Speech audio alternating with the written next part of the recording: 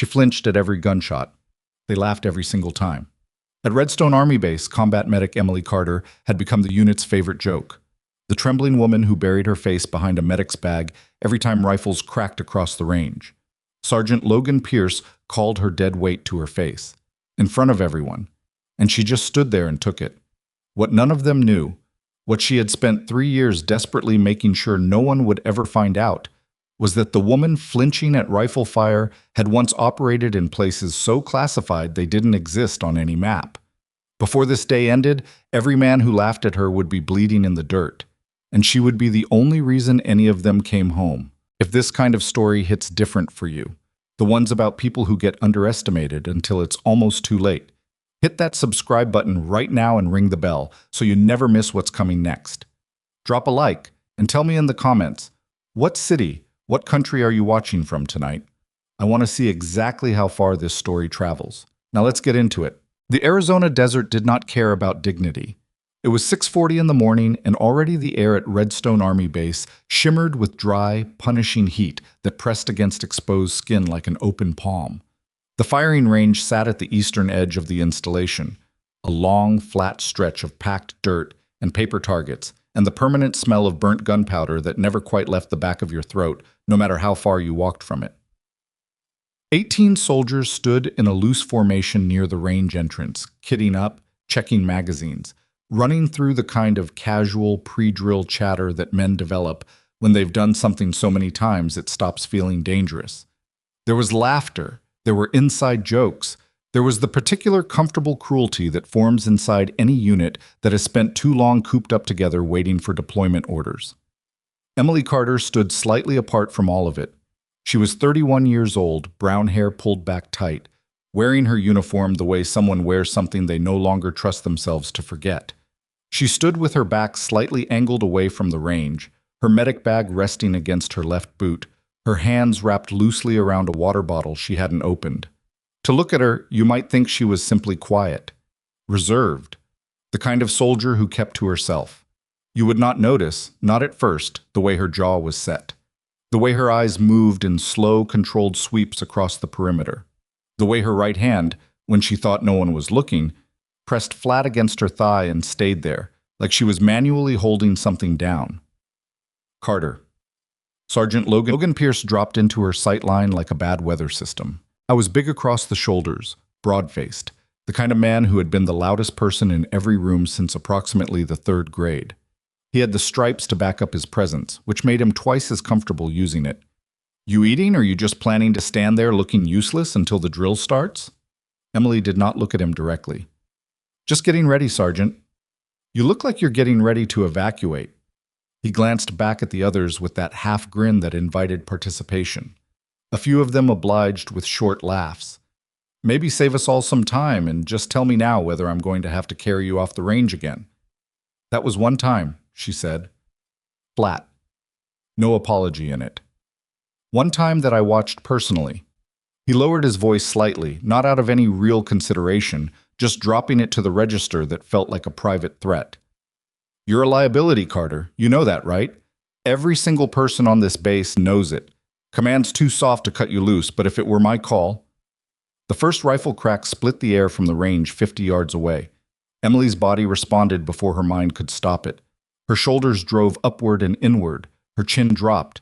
Her left hand seized the strap of her medic bag. It lasted maybe a second and a half. Just long enough. Pierce saw it. Everybody saw it. The laughter was not mean in the way that wants to draw blood. It was meaner than that. It was the laughter of people who have found something reliable, something that works every time. There it is, Pierce said, and he was grinning now, genuinely grinning. Like clockwork. Somebody get this woman a stuffed animal before we head downrange. Emily said nothing. She released the strap, straightened her spine, picked up her water bottle and took a long, slow drink like none of it had happened. But her hand, when she lowered the bottle, was shaking slightly, and she hated herself for it because she knew exactly why it shook, and that reason had nothing to do with being afraid of guns.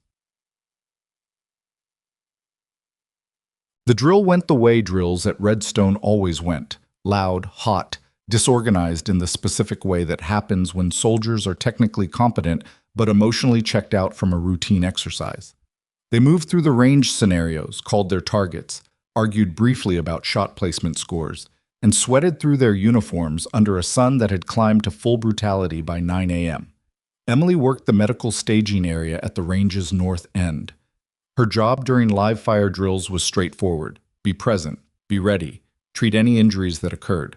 Statistically, injuries during range drills were minor, occasionally a casing burn. Once, a stress fracture from a soldier who had ignored a pre-existing condition. The work was quiet and largely invisible, which suited her. What did not suit her was Corporal Danny Reyes deciding to make her his project for the morning. Reyes was 24 from San Antonio and had the particular brand of obnoxiousness that mistakes cruelty for charisma. He was not as strategic about it as Pierce. He was just bored and had found something that got a reaction. "Hey, Carter." He wandered over to the staging area between rotations, peeling the wrapper off an energy bar. "You hear the new one? What do you call a medic who's afraid of guns?" Emily was restocking a kit. She did not look up. "Don't." "A liability." He delivered the punchline to the two soldiers nearby who had followed him over, both of them grinning in the way that means, "I don't actually think this is that funny, but I don't want to be the one who doesn't laugh." "Get it?" Because Pierce said, "I get it." She closed the kit. "Go run your rotation, Reyes. I'm just saying, it's got to be awkward, right? Being the only person on base who jumps every time someone sneezes near the armory." He took a bite of the energy bar, chewed. "What's the story anyway? You get shot at or something?" The question landed differently than he intended it to.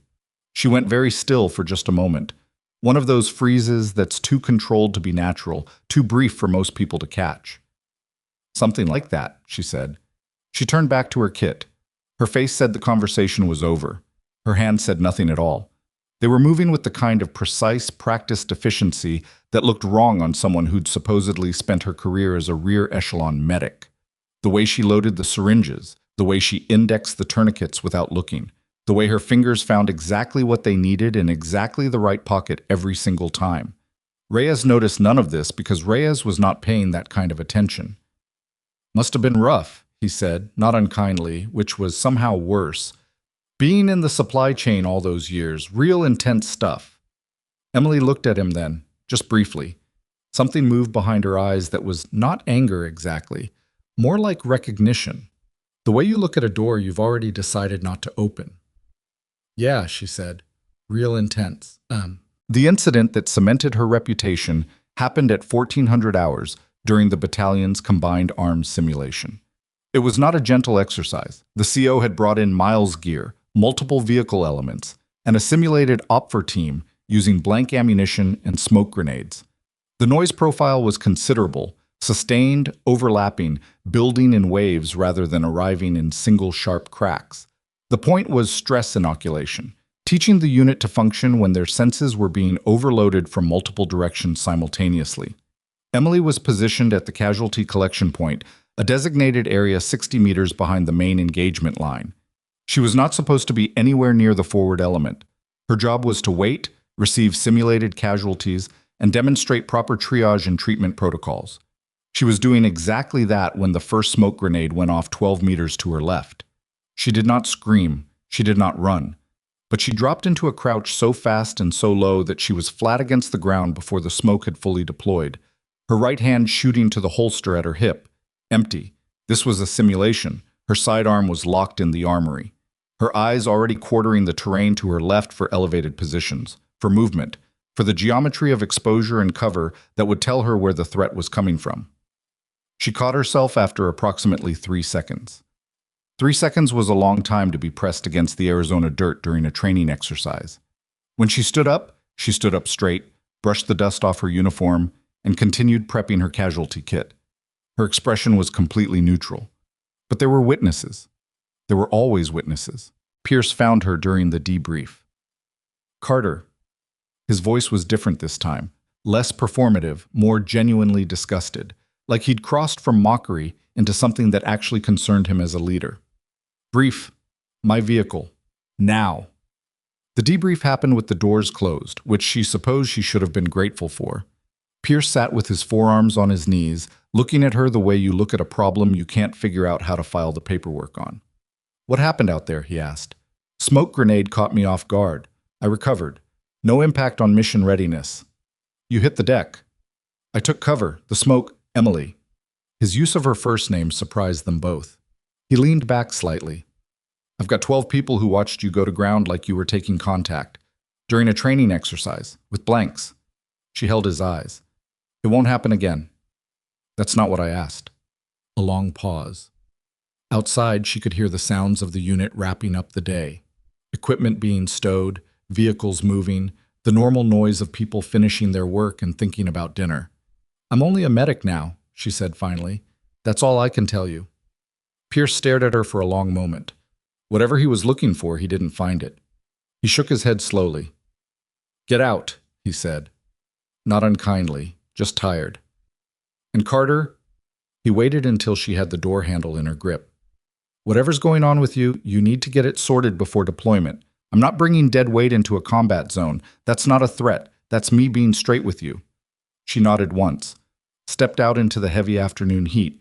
The desert wind moved across the installation in slow, indifferent waves, carrying with it the smell of gunpowder and diesel and dry earth. She walked back to the barracks, and she did not let her hands shake until she was inside and the door was closed behind her. She sat on the edge of her bunk for a long time. The barracks room was standard military issue, functional to the point of hostility, a space designed to remind you that comfort was not the point. She had a single photograph pinned above her desk, 3 people she no longer spoke about. She looked at it for a moment and then looked away. From outside came the sound of the unit gathering for evening chow. Boots on concrete, voices layering over each other, the kind of noise that meant a group of people existing together without thinking too hard about it. She listened to it and felt the familiar distance settle around her like something she'd been wearing for so long she'd stopped noticing the weight. She had not always been like this. There had been a version of herself, an earlier version, one she thought about less and less because thinking about it accomplished nothing, who had moved through the world with the kind of quiet, settled confidence that comes not from arrogance, but from having been tested at depth and knowing exactly what you're made of. That version had operated in places where the rules of normal military conduct did not apply, had made decisions under conditions of incomplete information and complete moral ambiguity, had been trusted with things that could not be written down. That version had made a choice, one night, in a place that no longer existed on any official record. And she had been running from the consequences of that choice ever since.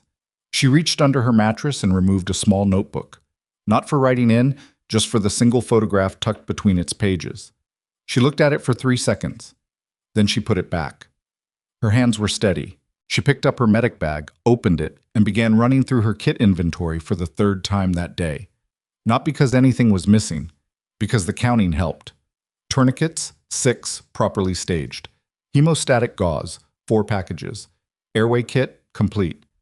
IV supplies, 2 lines ready. Trauma shears accessible, left outer pocket. She went through it methodically, precisely, each item checked and returned to its exact position. The ritual of it slowed something down inside her chest that had been moving too fast since the afternoon. Deployment orders were expected within the week. Al-Zahra Province, Iraq. A region currently designated as moderate threat level with elevated insurgent activity along 3 primary corridor routes. She had read the intelligence summary 3 times and had formed her own assessment of the threat picture, an assessment she had not shared with anyone because sharing it would have raised questions she couldn't answer about how she was reading those patterns and why she recognized them. She zipped the bag closed. From down the hall came the sound of laughter. Someone telling a story, the punchline landing to a burst of noise that rolled under her door and then faded. She did not sleep well that night. She never slept well before deployment. The orders came on a Thursday. The briefing was straightforward in the way that all deployment briefings are straightforward.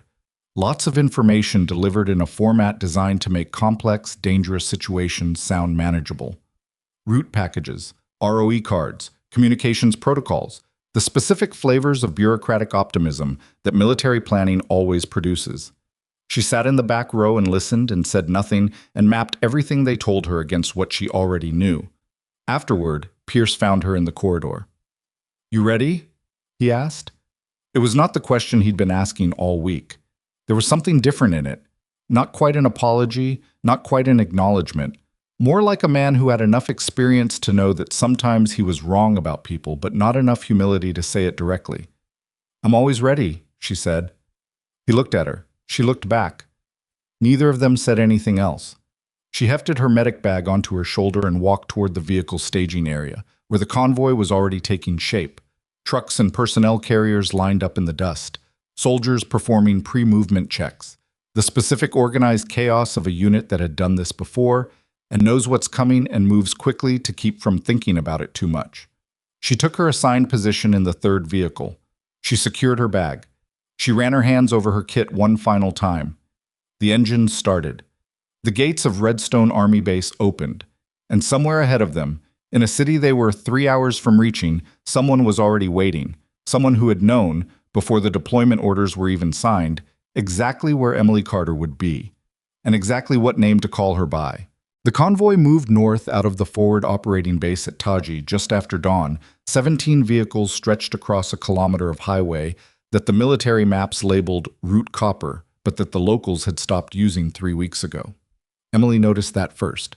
She was in the third vehicle, a up-armored MRAP that smelled of hydraulic fluid and old sweat, seated behind the driver with her medic bag wedged between her boots and the seat in front of her. The convoy commander, Captain Richard Holloway, rode in Vehicle 1 at the front. Pierce was in Vehicle 2. She was in 3, bracketed by Reyes on her left and a quiet specialist named Tomas Garza on her right, and Garza had fallen asleep before they cleared the Phobie gate, which told her everything she needed to know about how seriously this route was being taken. She was watching the road. Not the road surface. She wasn't looking for IEDs. That was the driver's job and the ECM operator's job and the route clearance element's job. She was watching the geography of the road, the way it moved through the city's eastern fringe, the way the buildings on either side arranged themselves, the relationship between elevated structures and the choke points below them. She was reading the terrain the way you read a text in a language you studied years ago and promised yourself you'd forgotten, slowly at first, then faster than you intended, the meaning assembling itself before you'd made a conscious decision to translate. She did not like what she was reading. "Driver," she said, "what's the last reported civilian traffic count on this route?" The driver, a young PFC named Ortega, glanced at her in the rear view. "Ma'am?" "Civilian vehicles. How many have you seen since we left Taji?" Ortega thought about it. "I mean, not many. It's early." "It's 7:42, she said. "This is a market corridor. On a normal day, what does 7:42 look like on a market corridor?" Silence. Not because no one knew the answer, but because no one had thought to ask the question. She keyed her radio handset. "Viper 6, this is Viper 3 Mike. Request traffic density site rep on Route Copper from current POS to phase line Echo." Holloway's voice came back crisp and faintly annoyed. "Viper 3 Mike, this is Viper 6. Route intel is current as of 0400. All clear. Keep the net clean." She released the transmit button, looked back out the window. The city was waking up around them. She could see it in the lights beginning to appear in upper floor windows, in the distant sound of a generator starting somewhere to the east. But the street level was wrong. The tea shops should have been opening. The produce vendors should have been pushing their carts into position. Instead, there was a specific quality of stillness that she associated with a held breath, with the moment before something that cannot be undone. She had been in cities that felt like this before. She picked up the handset again. "Viper 6, Viper 3 Mike. Recommend we halt and conduct a pattern of life assessment before proceeding through the Alzara interchange. Street level is Viper 3 Mike." Holloway's voice had dropped a register, which meant his patients had done the same. "We are on a timeline. Maintain convoy integrity and hold comms discipline." "Sir, the civilian pattern is inconsistent with Carter." Pierce's voice cut onto the net, and she could hear the particular weight of a man who has made up his mind. "Enough. Drive the route." Reyes snorted quietly beside her. She did not look at him. She set the handset down and pressed her fingers against her thigh, flat and deliberate, the same thing she did on the range when the rifles started. But this time it was not to hold something down. This time it was to focus, to take the thing rising in her chest, the thing that was not panic but felt adjacent to it, and convert it into something useful. She checked her medic bag, opened the top panel, confirmed the tourniquet staging, confirmed the airway kit, closed it, opened it again, closed it. Garza woke up. He looked at her hands working the bag and then looked at her face. "You good?" he asked. "Fine," she said. He watched her for another second. "You don't look fine." "I'm fine, Garza." He nodded slowly in the way people nod when they're filing something away for later, and then turned to look out his own window. He was 26, had done a previous rotation in Mosul, and had the kind of quiet alertness that comes from experience rather than training. She noticed him straighten slightly as they approached the interchange, his chin coming up, his eyes beginning the same slow sweep she'd been running for the past 8 minutes. Good, she thought. At least someone else was paying attention. The Al Zahra interchange was a raised junction where route copper crossed above 2 secondary roads before descending into the district's commercial center. From the elevated section, you had a 360-degree sight line that in normal circumstances made convoy commanders feel comfortable. In the circumstances Emily was currently assessing, it made her feel like a target on a range paper, burned vehicles at the base of the off-ramp. 2 of them, civilian trucks, pushed to the shoulder. Recent enough that the paint on the nearest one was still bubbled from the heat, not yet faded by the sun. She had her hand set up before she'd consciously decided to key it. Viper 6, Viper 3 Mike. I have burned civilian vehicles at the Copper Delta intersection. Appears recent. Recommend immediate. The first explosion hit Vehicle 6. It was not a sound she heard so much as a pressure she felt. A shock wave that arrived through the vehicle's floor and the seat beneath her and the air around her simultaneously, an instant of total sensory compression followed by the MRAP lurching sideways as the blast wave passed through it. The windows did not break. The vehicle was armored for this. But Ortega overcorrected on the wheel, and they slid hard against the highway's concrete barrier before he got them back. Contact! Multiple voices on the net, overlapping, the specific organized chaos of a unit taking its first fire. IED strike. Vehicle 6. Vehicle 6 is down. Emily's door was already open before the MRAP had fully stopped. Carter! Reyes grabbed her arm. Stay in the vehicle. She pulled her arm free with a movement that was precise and complete, and left no room for argument, dropped out of the MRAP with her medic bag, and hit the road in a crouch. The concrete was scorched from the blast, and smoke was rising in a thick black column 40 meters behind them from what had been Vehicle 6. Then the machine guns opened up. They came from 2 directions simultaneously, elevated positions, rooftops, the 3rd and 4th floors of the buildings flanking the interchange. She could tell by the sound profile, 2 different calibers, overlapping but staggered, which meant 2 separate firing positions with a degree of coordination that spoke to planning, to rehearsal, to someone who had thought carefully about the geometry of this specific stretch of road. The convoy erupted into controlled chaos. Vehicles pulling to cover positions, return fire beginning to crackle from the gunners in the lead vehicles, radio traffic exploding across the net in a wall of overlapping voices. She moved low and fast along the convoy's left side, using the vehicles as cover, covering ground toward Vehicle 6 and the casualties she already knew were inside it. A round sparked off the concrete 3 feet to her right. She did not flinch.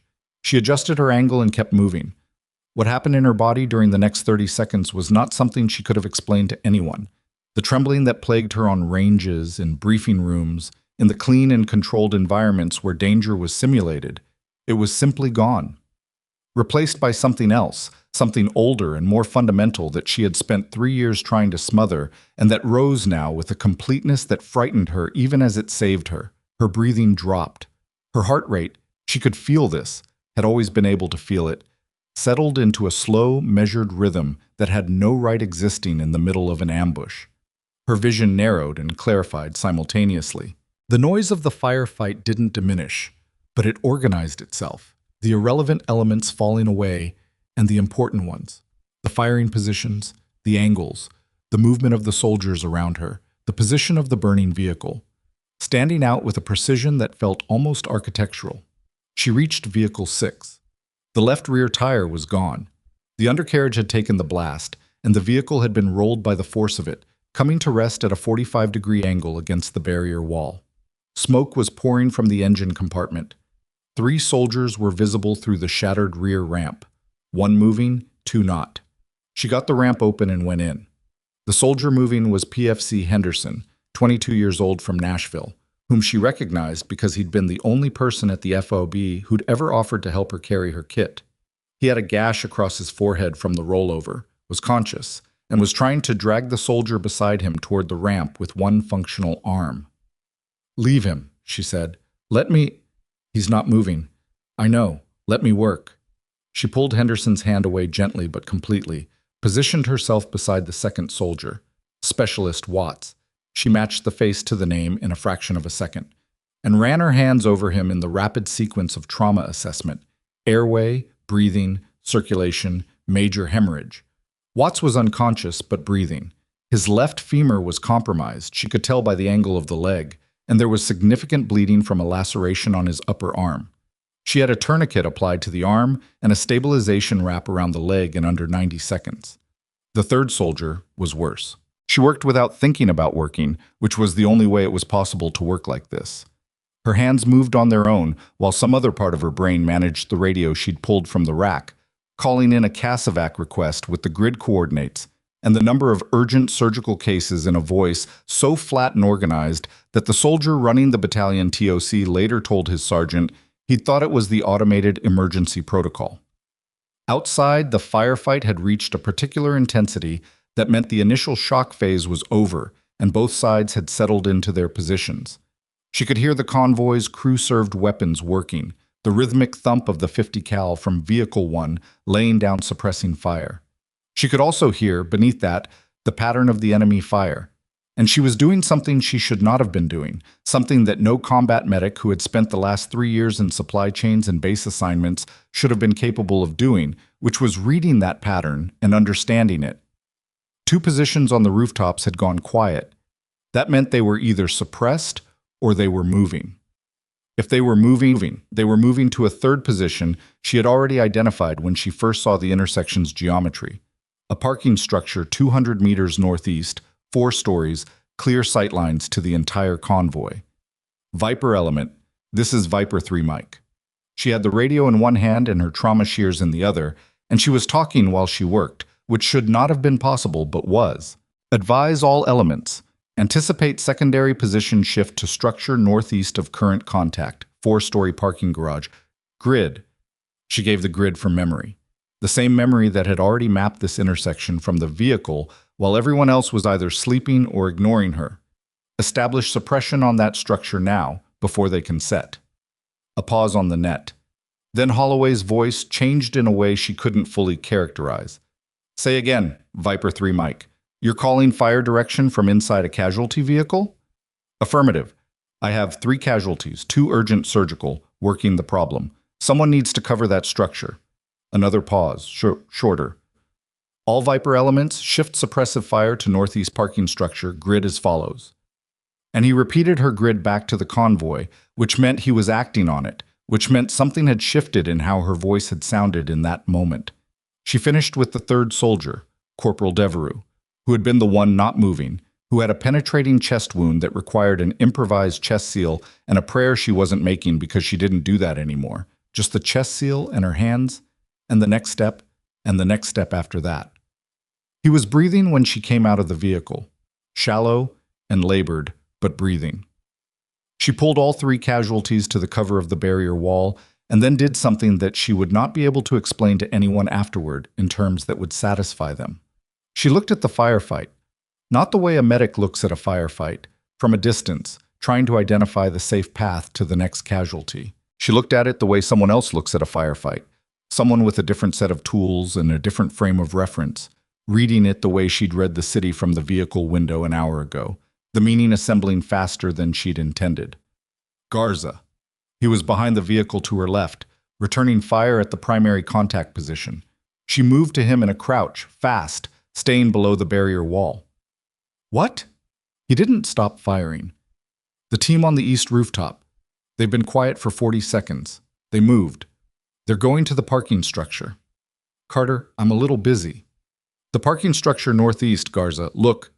He looked. A brief glance, the kind you give when you're humoring someone and then plan to go back to what you were doing. But he stopped going back to what he was doing because he saw what she was describing. Movement on the top level of the parking structure, figures taking position behind the barrier wall at the structure's edge. Viper 6! Garza was on the radio now. Viper 3-7, I have eyes on movement, northeast parking structure, top floor. The convoy's fire shifted. The parking structure's top floor lit up with impact points from 3 guns simultaneously. The secondary ambush position never fired. Well, the firefight ran for 22 more minutes. She knew because she timed it in her head, the way she'd been trained. A habit so deeply embedded she no longer knew she was doing it. She treated 2 more casualties during that time, 1 GSW to the shoulder that was straightforward, and 1 that was not straightforward at all. A round that had found the gap between body armor panels, which happened more often than anyone admitted, and always required the kind of improvisation that medical school did not cover. She improvised. When the shooting stopped, it stopped the way firefights usually stop. Not all at once, but in pieces, the firing becoming sporadic, and then isolated, and then absent. And then there was the specific hollow quiet that descends after sustained gunfire. The kind of quiet that makes everyone check themselves and each other because the silence still feels dangerous. She was kneeling beside Devereaux, monitoring his breathing, her fingers pressed against the pulse point in his neck, when she heard boots on the road behind her. Carter. Pierce. She did not look up. Carter. His voice was different from what it had been this morning, stripped of something. How many do we have? 5 casualties total. Devereaux and Watts are urgent surgical. We need chaos vac in the next 40 minutes or Devereaux's outcome changes significantly. Henderson, Morris, and Khalid are priority 2, stable for now. I've got all 5 packaged and ready to move. A silence that went on long enough for her to look up.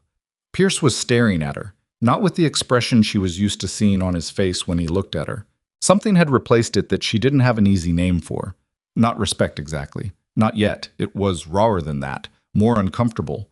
The expression of someone revising a large assumption in real time and not enjoying the process. The parking structure, he said. What about it? The intel on that came from you. I relayed what I was observing. You called a fire direction mission from inside a vehicle with 3 critical casualties. Someone needed to. He looked at her for another moment. Then he looked at her hands, covered in blood from the gloves she'd already removed and dropped. Her bare hands still showing the stains around the nails and in the creases, the physical evidence of the last 40 minutes. He looked at the 5 soldiers packaged and positioned against the barrier wall with the kind of efficiency that took experience to produce. What else do you need for Casevac prep? He asked finally. Back to logistics. Back to the next problem. Which was the right instinct, she thought. The right thing to do in the aftermath of something like this. Focus on what needed doing, rather than on the questions that didn't have satisfying answers. A flat surface for Devereaux.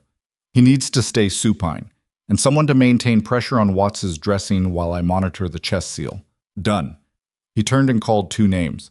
The soldiers appeared immediately, which told her the rest of the unit had been watching, had seen enough to understand that her instructions now came with the same weight as his. She turned back to Devereaux. 20 meters down the road, Holloway was on the radio with Battalion, reporting the contact, and she could hear in the gaps between his transmissions the particular flatness of a man who has just had a large piece of his map of reality quietly redrawn. She heard her name. She heard the words fire direction and casualty management and simultaneous. She heard Holloway pause, and then say something she couldn't quite make out, and then pause again.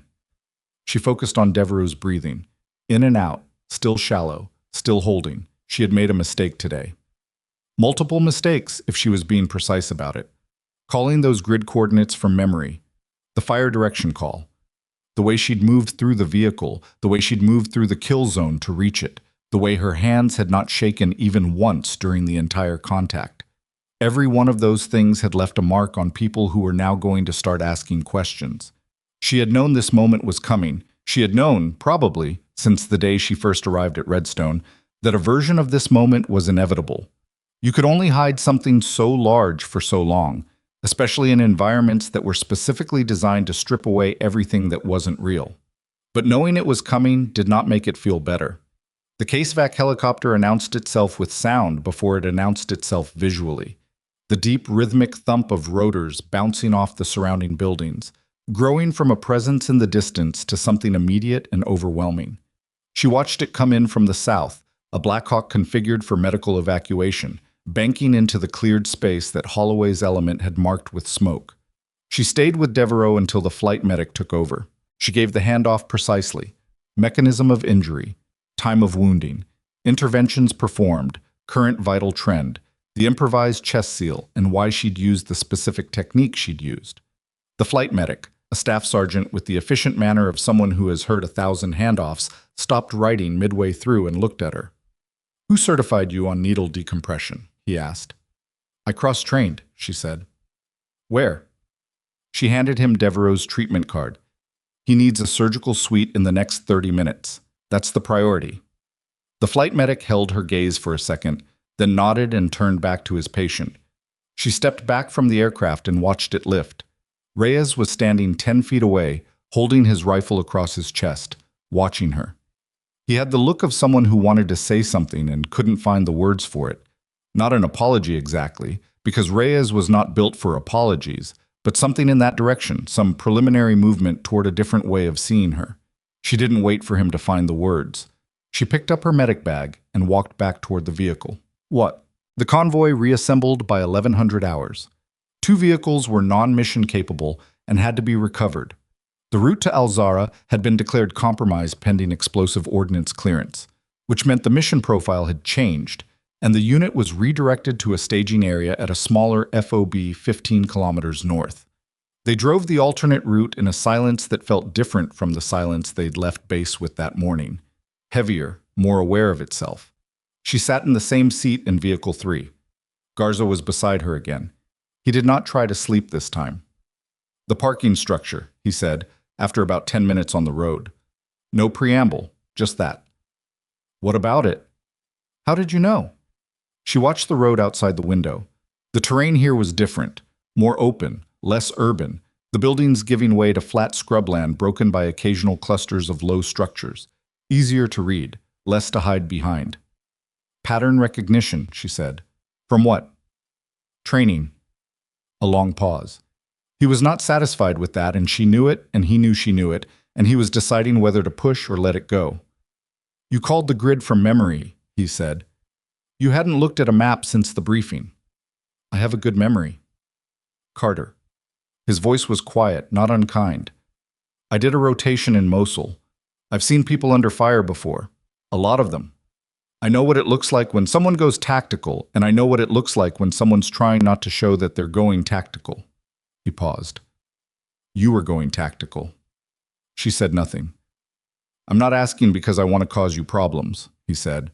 "I'm asking because 3 hours ago I watched you cross an active kill zone with effective fire from 2 positions to reach a downed vehicle, and you moved like someone who had done that before." He paused again. "A lot of times." The road moved under them. Somewhere ahead, the staging phobie waited.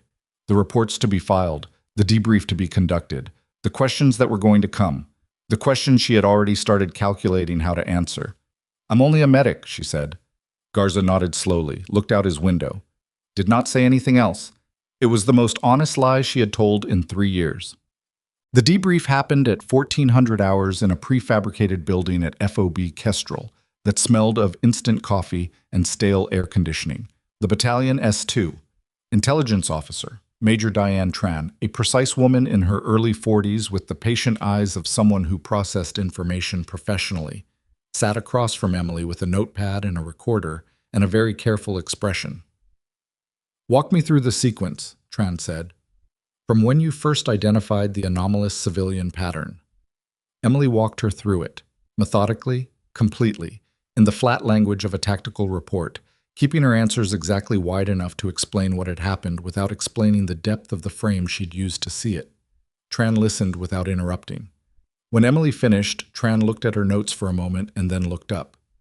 "The grid you called," she said, "for the parking structure." "Yes." "You hadn't received a map update since the initial mission brief?" "No."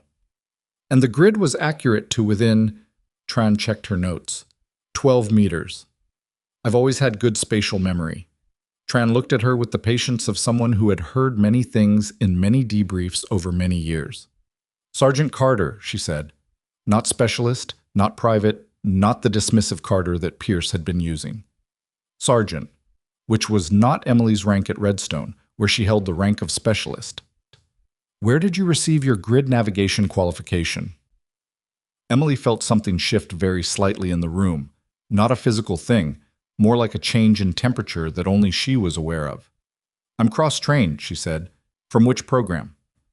I don't have the specific documentation with me. Tron's pen made a small mark on the notepad. I'm going to need to pull your full service jacket. Of course. Is there anything in your service jacket that I should be aware of before I do that? The question sat between them. Outside, she could hear the sounds of the FOB in the early afternoon. Vehicles, voices, the distant sound of a generator. Normal sounds, safe sounds. The kind of sounds that meant, at least for the moment, no one was shooting at anything. She looked at Major Tron's patient, professional face and understood that the woman already knew there was something in the jacket. Not the specifics. If she had the specifics, this would be a very different conversation happening in a very different room. But she knew the shape of something, and she was giving Emily the opportunity to define that shape before she went looking for it herself. My record is complete and accurate, Emily said. Tran nodded once, made another small mark, and closed her notepad. That will be all for now, she said. Please don't leave the phobie without informing my office. Emily stood, collected her bag, and walked to the door. Sergeant Carter. She stopped, turned. The 5 soldiers you treated today, Tran said. Devereaux is in surgery now. The prognosis is good. I wanted you to know that. Something moved across Emily's face that she didn't try to control, just for a second. Thank you, she said. She stepped out into the afternoon heat. The sun pressed down on the top of her head, on her shoulders, on the back of her hands. She walked toward the medical tent because she still had post-contact reporting to complete, still had documentation to finish, still had the next thing and the thing after that to get through. She was halfway across the compound when her radio crackled. Not on the standard net, on a secondary frequency, a channel that was not in use, that no one at FOB Kestrel was broadcasting on, that she had not told anyone she could monitor. The voice that came through was calm, male, speaking in accented English with a precision that did not sound like nervousness, but like someone who had practiced speaking slowly and clearly into a radio until it became second nature. I finally found you, the voice said. And then, after a pause of exactly 2 seconds, it said a name. Not Emily Carter. Not the name on her uniform, not the name in the service jacket that Major Tran was already requesting from the personnel system, not any name that anyone at Redstone or FOB Kestrel or anywhere in this theater had ever used when speaking to her. The other name. The one that belonged to the version of herself she had spent 3 years trying to disappear. She stopped walking. The radio in her hand was absolutely silent after that single transmission. No follow-up. No static. Just the empty channel and the afternoon heat and the sound of the phobie moving around her like nothing had changed at all. Her hand was not shaking. That was the worst part. 3 years of flinching at blank rounds on a practice range, and now her hand was completely, perfectly still, because some part of her had been waiting for this for so long that it had stopped being afraid of it. She looked at the radio. She looked at the compound around her, the soldiers moving between buildings, the vehicles, the entry control point at the main gate. Then she looked north toward the city they'd come from, toward the pattern of streets and rooftops and ambush geometry that someone had arranged with a level of operational sophistication that should not have been possible for the forces supposedly operating in this area. Someone had planned that ambush specifically, not to destroy the convoy. If the goal had been to destroy the convoy, Vehicle 6 would not have been the only IED. There would have been 3. There would have been vehicle-borne devices on the secondary escape routes. The secondary firing position at the parking structure would have been better positioned and harder to interdict. The ambush had been designed to be survivable. It had been designed to make her react. And she had reacted, and now whoever was on the other end of that radio knew exactly what she was still capable of, and had called her by a name that meant he also knew exactly who she had been. She clipped the radio to her belt, walked the rest of the way to the medical tent, sat down at the documentation table, pulled out the treatment records, and began writing. Her handwriting was steady and clear, every letter formed with the same unhurried precision, and anyone watching her would have seen a soldier doing paperwork after a difficult day, and would not have known that behind the steady handwriting and the neutral face, something had come fully awake that had been working very hard to stay asleep. She finished the last treatment record at 1700 hours and stacked the forms in the exact order the medical officer would need them. Then she sat at the table for another 4 minutes and did not move. The medical tent was quiet at this hour. The other medics had rotated to evening chow. The post-contact adrenaline had settled into the particular exhausted flatness that follows a day like this one, and she was alone with the documentation and the sound of the tent fabric moving in a dry wind that had picked up from the northwest. She could hear the faux bee settling into its evening rhythm outside. Vehicles at lower tempo, voices at lower volume. The specific change in ambient noise that meant the operational day was transitioning into the maintenance night. She was thinking about the radio transmission, not about the voice. She had already processed the voice, cataloged it, filed it in a part of her memory that operated with a precision she never advertised. She was thinking about the frequency.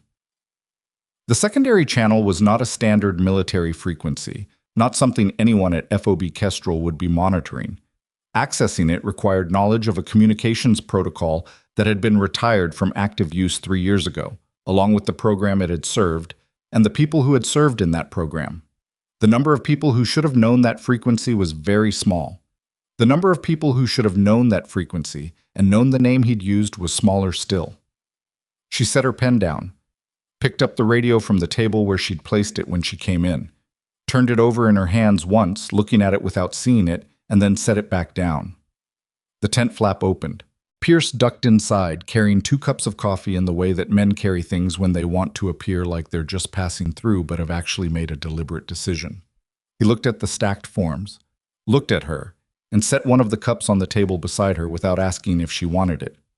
"Tran talk to you?" he said. "Yes?" "What'd she want?" Standard post-contact debrief. He pulled a folding chair from against the tent wall, reversed it, and sat down with his forearms on the back of it, holding his own cup. It was the posture of a man settling in for a conversation he hasn't fully decided how to start. "She pulled your jacket," he said. Emily looked at him. "She told me," he said. "Professional courtesy. I'm your direct chain." He turned the cup slowly in his hands. "Your record's clean, exemplary actually, from what she described. 3 years of base medical assignments, good evaluations, no incidents." A pause. "And before that, 18 months with no record at all." "I cross-trained with a special operations support element," she said. "Those records are restricted." "I know what restricted records mean, Carter." He was looking at her steadily. "I also know that restricted records don't teach you grid navigation to 12-meter accuracy. They don't teach you to read an ambush geometry from a moving vehicle. And they definitely don't teach you to run a simultaneous case, vac, and fire direction mission without breaking a sweat." He stopped. "Let that sit. So what I'm trying to figure out, and what Tran is going to figure out, whether we figure it out first or not, is who you actually are." The tent was quiet except for the wind and the distant sound of the faux bee. She picked up the coffee. It was bad coffee, institutional, and burnt, and she drank some of it because it gave her something to do with the silence. "You want a straight answer," she said. "I'd settle for a real one." She set the cup down. "I was someone else before I came to Redstone. I can't tell you who or what, and that's not evasion. That's the legal framework I operate under.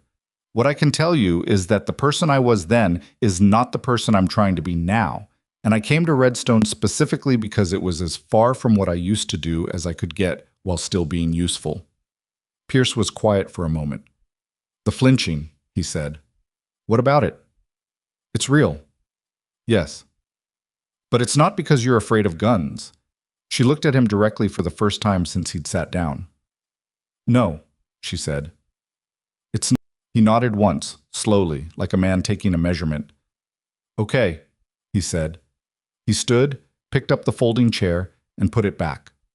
Took his coffee cup, got halfway to the tent flap and stopped. "For what it's worth," he said, not turning around, "what you did out there today, Devereaux would be dead.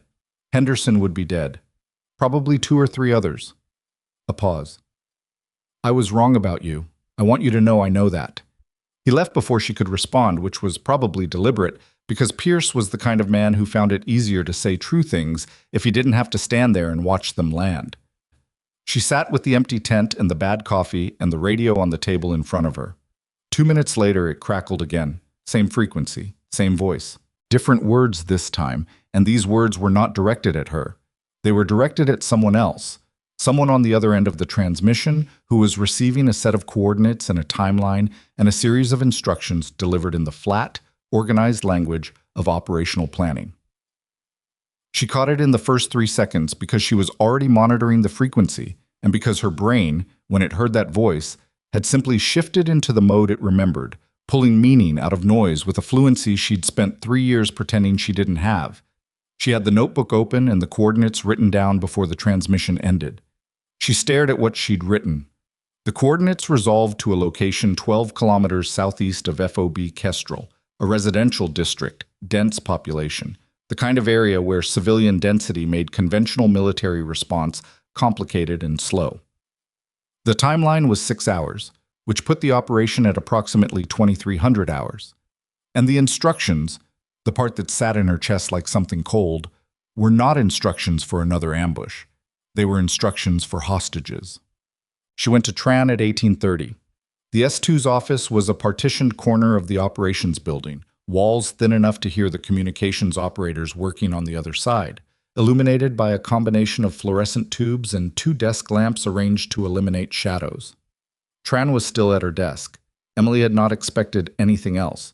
She put the notebook on the desk without preamble. Tran looked at the coordinates, looked at Emily, looked back at the coordinates. "Where did this come from?" Tran asked. "Secondary radio intercept." "From which monitoring station?" "From me," Emily said. "I have the frequency memorized. I heard the transmission and wrote down what I could." Tran's expression did not change in any dramatic way, but something in it became very precise, like a lens finding its focus. "Why do you have that frequency memorized?" "Because it was part of a communications protocol I used a long time ago." "With which organization?" "I can't answer that here." Tran looked at her for a long moment, the patient, thorough look of someone running multiple calculations simultaneously. She picked up her desk phone, dialed an internal extension, spoke 3 sentences in a voice pitched too low for Emily to catch them clearly, and then hung up. "Sit down," she said. Emily sat. "I'm going to tell you what I found when I pulled your jacket," Tran said. 3 years of base medical service, as discussed. Before that, a gap. Before the gap, partial records, redacted at classification levels I don't have access to. What I can see is a name, a rank, and a series of performance designators that don't correspond to any standard military occupational specialty I can find in the system. She opened a folder, looked at something inside it, closed it again. The performance designators do, however, correspond to a program that was officially dissolved 38 months ago. A program I've heard referenced twice in my career, both times in context that made me understand it was not something I should ask about. Emily said nothing. "The individual whose voice you recognized on that transmission," Tran said. "Former associate?" "Former partner," Emily said. Tran absorbed that. "The ambush today was designed to expose you." "Yes." "And now he's moving to a secondary operation." Tran tapped the notebook coordinates. "Hostages." "Based on what I heard, yes, 6-hour timeline. He'll use them to create a response situation, force a negotiated contact that puts me in a position where I either engage directly or watch something happen that I could have prevented." She paused. "He knows how I operate. He knows I won't walk away from preventable casualties. It's the same leverage as this morning, just with a harder deadline." Tran was quiet. The communications operators murmured on the other side of the partition. A vehicle passed outside, its headlights sweeping briefly across the window. "What are you asking me for?" Tran said. "Assets and clearance to move on those coordinates before 2300. "You're a medic, Sergeant Carter." "I'm aware of what my current designation is." Another pause. Longer. Tran looked at the notebook again, then at Emily, with an expression that was not quite trust, but was the closest adjacent thing. The expression of someone who has run the math on a bad situation and arrived at a conclusion they don't love but can live with. "I'm going to make a call," Tran said. "It will take approximately 40 minutes. During that time you will remain in this building. You will not contact anyone, and you will not act independently." She held Emily's eyes. "Are we clear?" "Clear," Emily said. She waited in the operations building for 43 minutes, sitting on a bench near the door with her hands on her knees, watching the operations center run its evening cycle. The communications operators worked their stations. An NCO updated the situation map, Someone brought food from the chow hall, and the smell of it moved through the room without generating much interest. Garza appeared at 1914. He came in from the vehicle bay, saw her on the bench, and stopped. "Tran called me," he said. "Sit down, Garza." He sat. He was still in his body armor from the day, which meant he'd either not had time to stow it or he'd kept it on deliberately. She suspected the latter. "What's happening?" he asked. She told him. Not all of it. She gave him the operational facts without the personal history, the coordinates and timeline and threat assessment, without the part about the voice and the name and what it meant that someone had found her after 3 years. He listened without interrupting, which she appreciated. "How many?" he asked when she finished. "At the target location." "Unknown." The transmission referenced a security element but didn't specify size. "And you want to move on it?" "Tran is clearing it." He was quiet for a moment.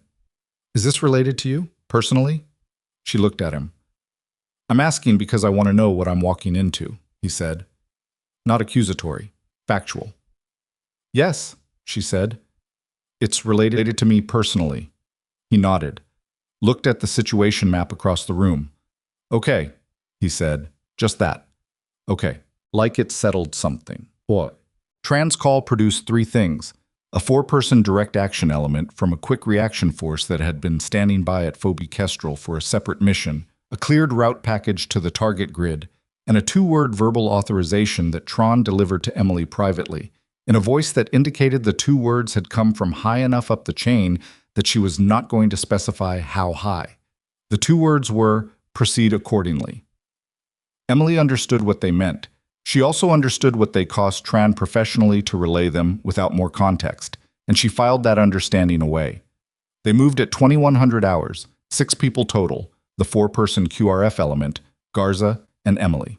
She was not in command. That was Staff Sergeant Marcus Webb, the QRF lead, a compact man with close-cropped gray in his hair who had the particular manner of someone who had executed too many night operations to be impressed by any individual one. He had been briefed on the target grid and the timeline and the hostage assessment, and on Emily specifically in a briefing that she was not present for, but whose outcome she could measure in the way he looked at her when she appeared at the vehicle.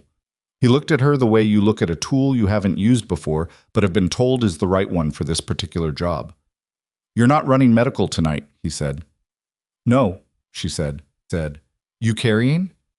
She had been issued a sidearm and a carbine through a requisition process that had moved with a speed that told her Tran's call had greased more than one set of wheels. "Yes."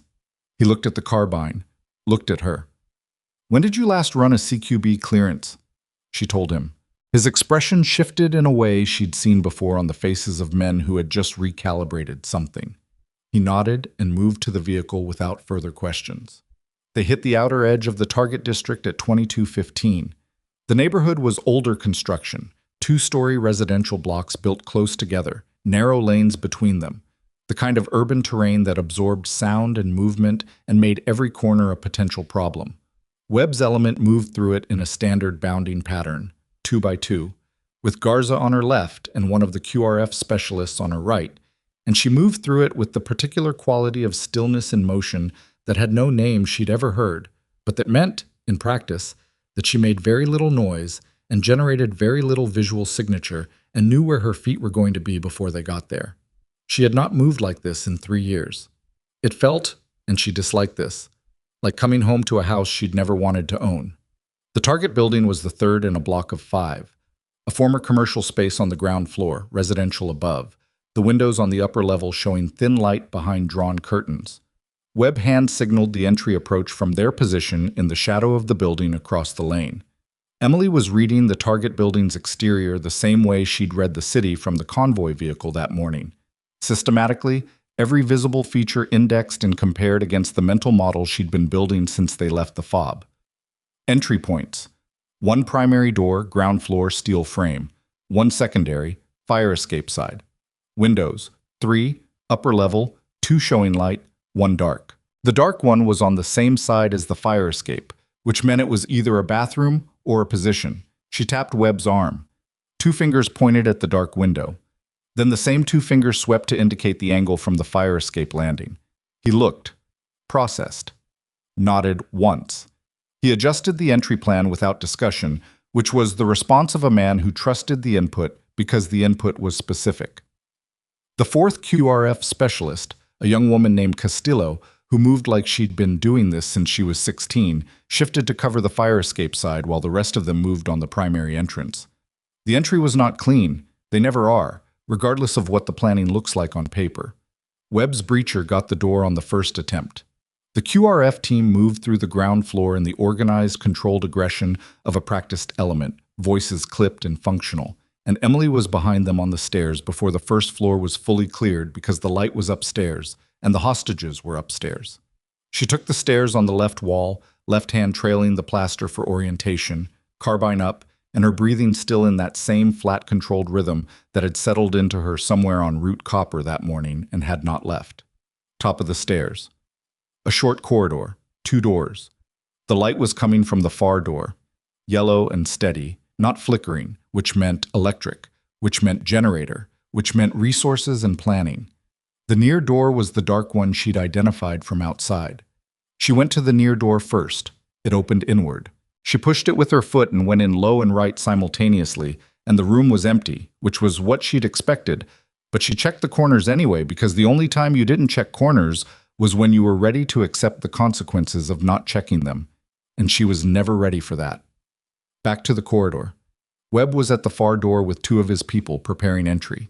He looked at her. She indicated, "Ready." The door came open. There were 4 hostages in the room. 2 men and 2 women, civilians, bound and seated along the far wall. One of the men was injured. She could see the blood from the doorway. Shoulder wound, non-arterial based on the color and the rate. The security element was 2 people, a man seated near the window who was raising his weapon as the door came in, and a second who was moving from a position behind the hostages. Webb's team handled the first. Emily stepped left around the door frame and intercepted the second before he completed his movement. Not a shooting. She came in close and inside his weapon's effective angle, controlled the weapon arm, and transitioned to the restraint that ended with him face down on the floor, with his wrists in a flex cuff that she produced from her vest pocket because she had been doing kit checks compulsively since Redstone and the flex cuffs were in the 3rd pocket, same position every time. It took about 4 seconds. Garza was 2 steps behind her and stopped moving when she was done, looking at her the way he'd looked at her that morning when he'd watched her cross the kill zone. She left him with that and went to the injured hostage. The shoulder wound was manageable. The round had passed through without catching the joint or the subclavian, which was luck, and she packed it and wrapped it in under 2 minutes while the QRF element secured the room.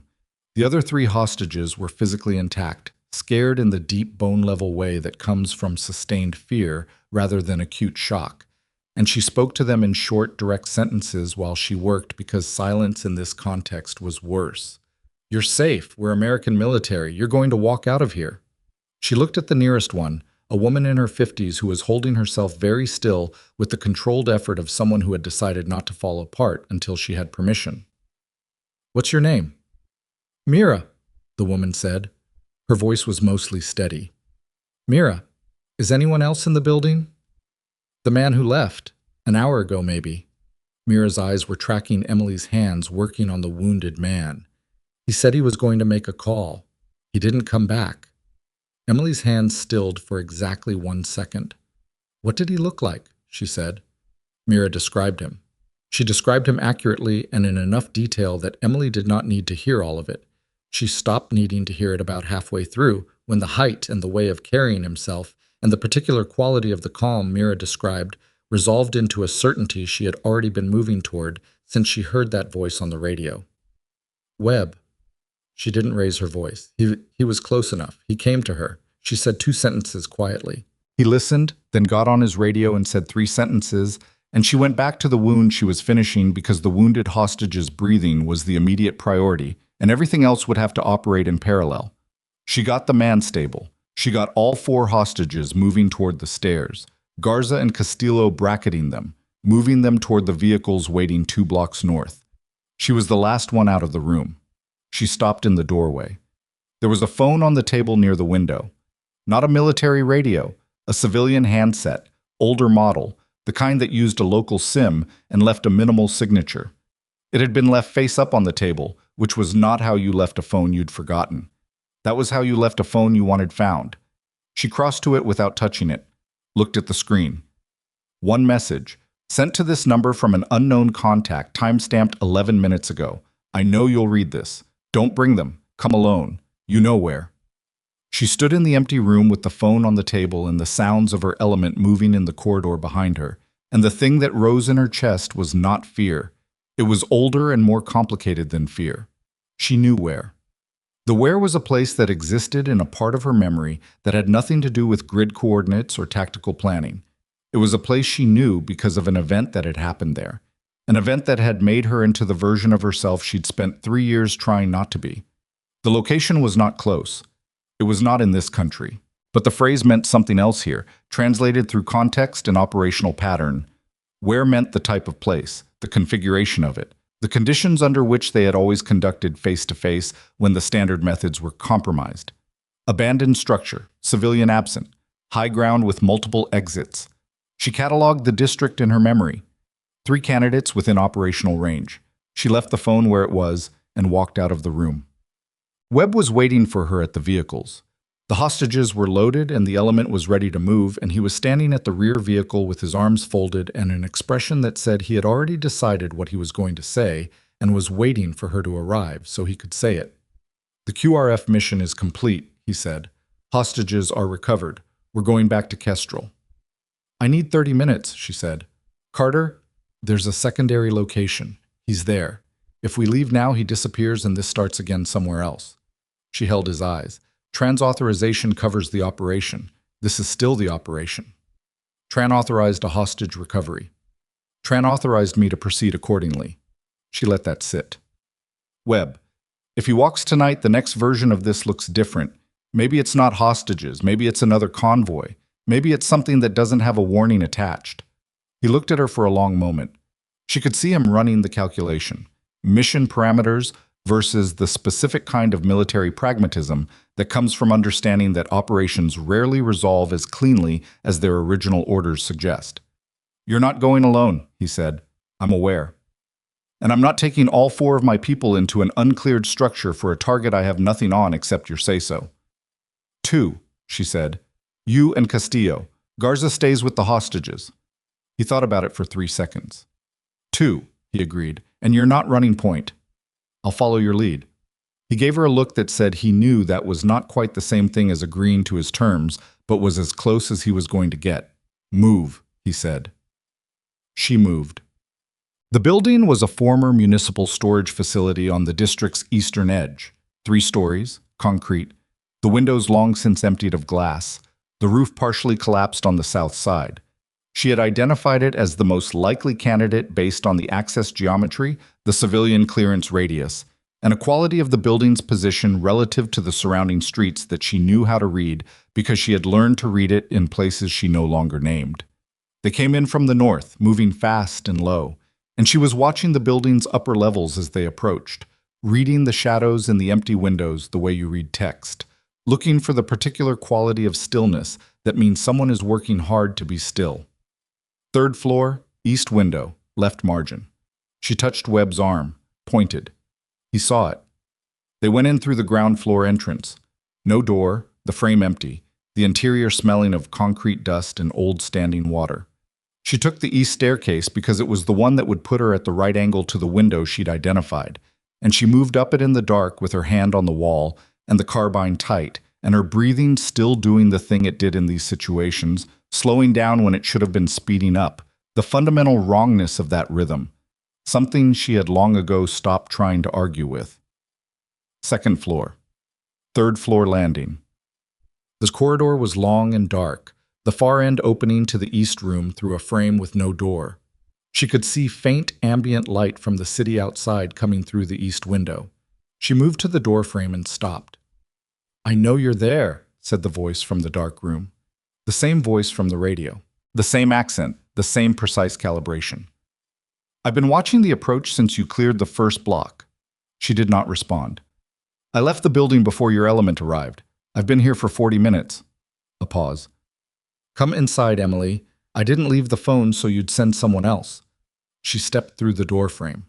Victor Kane was standing against the far wall, 8 meters from her, in the same quality of composed stillness she associated with people who had run out of nervous energy somewhere years back and hadn't found any more since. He was lean and dark-haired, perhaps 40, with the kind of face that had been handsome before something had pressed all the softness out of it. He was holding a rifle across his chest, but the muzzle was angled toward the floor, which was not the same as not a threat, but was at least an acknowledgement that this was not yet that kind of confrontation. She had her carbine up, not pointed at him, angled low, the same ambiguous angle. They looked at each other across 8 meters of dark concrete floor and 3 years of silence. She thought distantly that she should feel something more distinct than what she was feeling. Anger, or relief, or the specific variety of grief that comes from seeing someone you once trusted become something you don't recognize. Instead, what she felt was a kind of terrible clarity, the same quality of sensation she got on the range when the flinching stopped and the trained reflexes took over, everything simplified, everything reduced to its essential form. He had been her partner for 4 years, in the kind of work that doesn't exist in official records. And then there had been a night in a place she didn't name, and a decision that neither of them had survived intact. "You built the ambush," she said. "I needed to see if you were still operational." His voice was the same as on the radio, flat, careful. "You are. People almost died." "Almost," he said. I know your work, Emily. I calculated the margins." "You calculated—" She stopped. Let the breath out. 3 years, Victor. I was gone. You were hiding. He said it without heat, just as a description of a fact. "There's a difference." She looked at him across the room. He looked back. Whatever he was reading in her face, he seemed to find it sufficient, because he shifted his weight slightly and his grip on the rifle changed. A small change, barely visible, but she caught it because she always caught it, and because this specific version of that shift meant he was making a decision about what happened next. "There's something you need to know," he said, "about the night at Marek Station." The name of the place landed in the room like a weight dropped from height. She had not heard that name spoken out loud in 3 years. She had heard it in her own head, at irregular intervals, always at night, always in the context of the same sequence of images she had never fully managed to suppress. She had not expected to hear it here, in a crumbling building in the wrong country, from the one other person alive who had been in that room. "Don't," she said. "You need to hear it." "Victor, it wasn't what we thought." His voice had changed, the operational flatness dropping away to reveal something rawer underneath, something that had clearly been there for a long time and had clearly cost him something to contain. "The civilians. The choice we were given. The intelligence we were operating on." He watched her. "It was constructed, all of it. The targeting package, the ROE modification, the timeline that forced the decision. Someone built it specifically to put us in that position." The city outside the empty windows made its nighttime sounds. Distant traffic, a dog somewhere, the low persistent hum of infrastructure running in the dark. She heard all of it clearly. "Who?" she said. He told her. The name he gave her was one she recognized. It was the name of a man who was currently 3 pay grades above the level at which Emily Carter, combat medic, would ever have reason to encounter him. It was the name of a man she had trusted, had reported to, had believed was directing their operations toward ends that justified the methods, which was the exact kind of belief that certain kinds of authority figures were very skilled at cultivating. She stood in the dark room with her carbine angled at the floor, and the name settling through her like cold water finding the lowest point. "You have proof," she said. It was not a question. "Yes." "Where?" "Safe," he said. "Not on me. Not here. The ambush today." He paused, and she heard in the pause something that might have been the closest he could get to an apology. "I needed to know you were still you. I needed to know that what I'm about to ask you to do was something you were still capable of doing." She looked at him. 3 years of flinching at blank rounds on a practice range.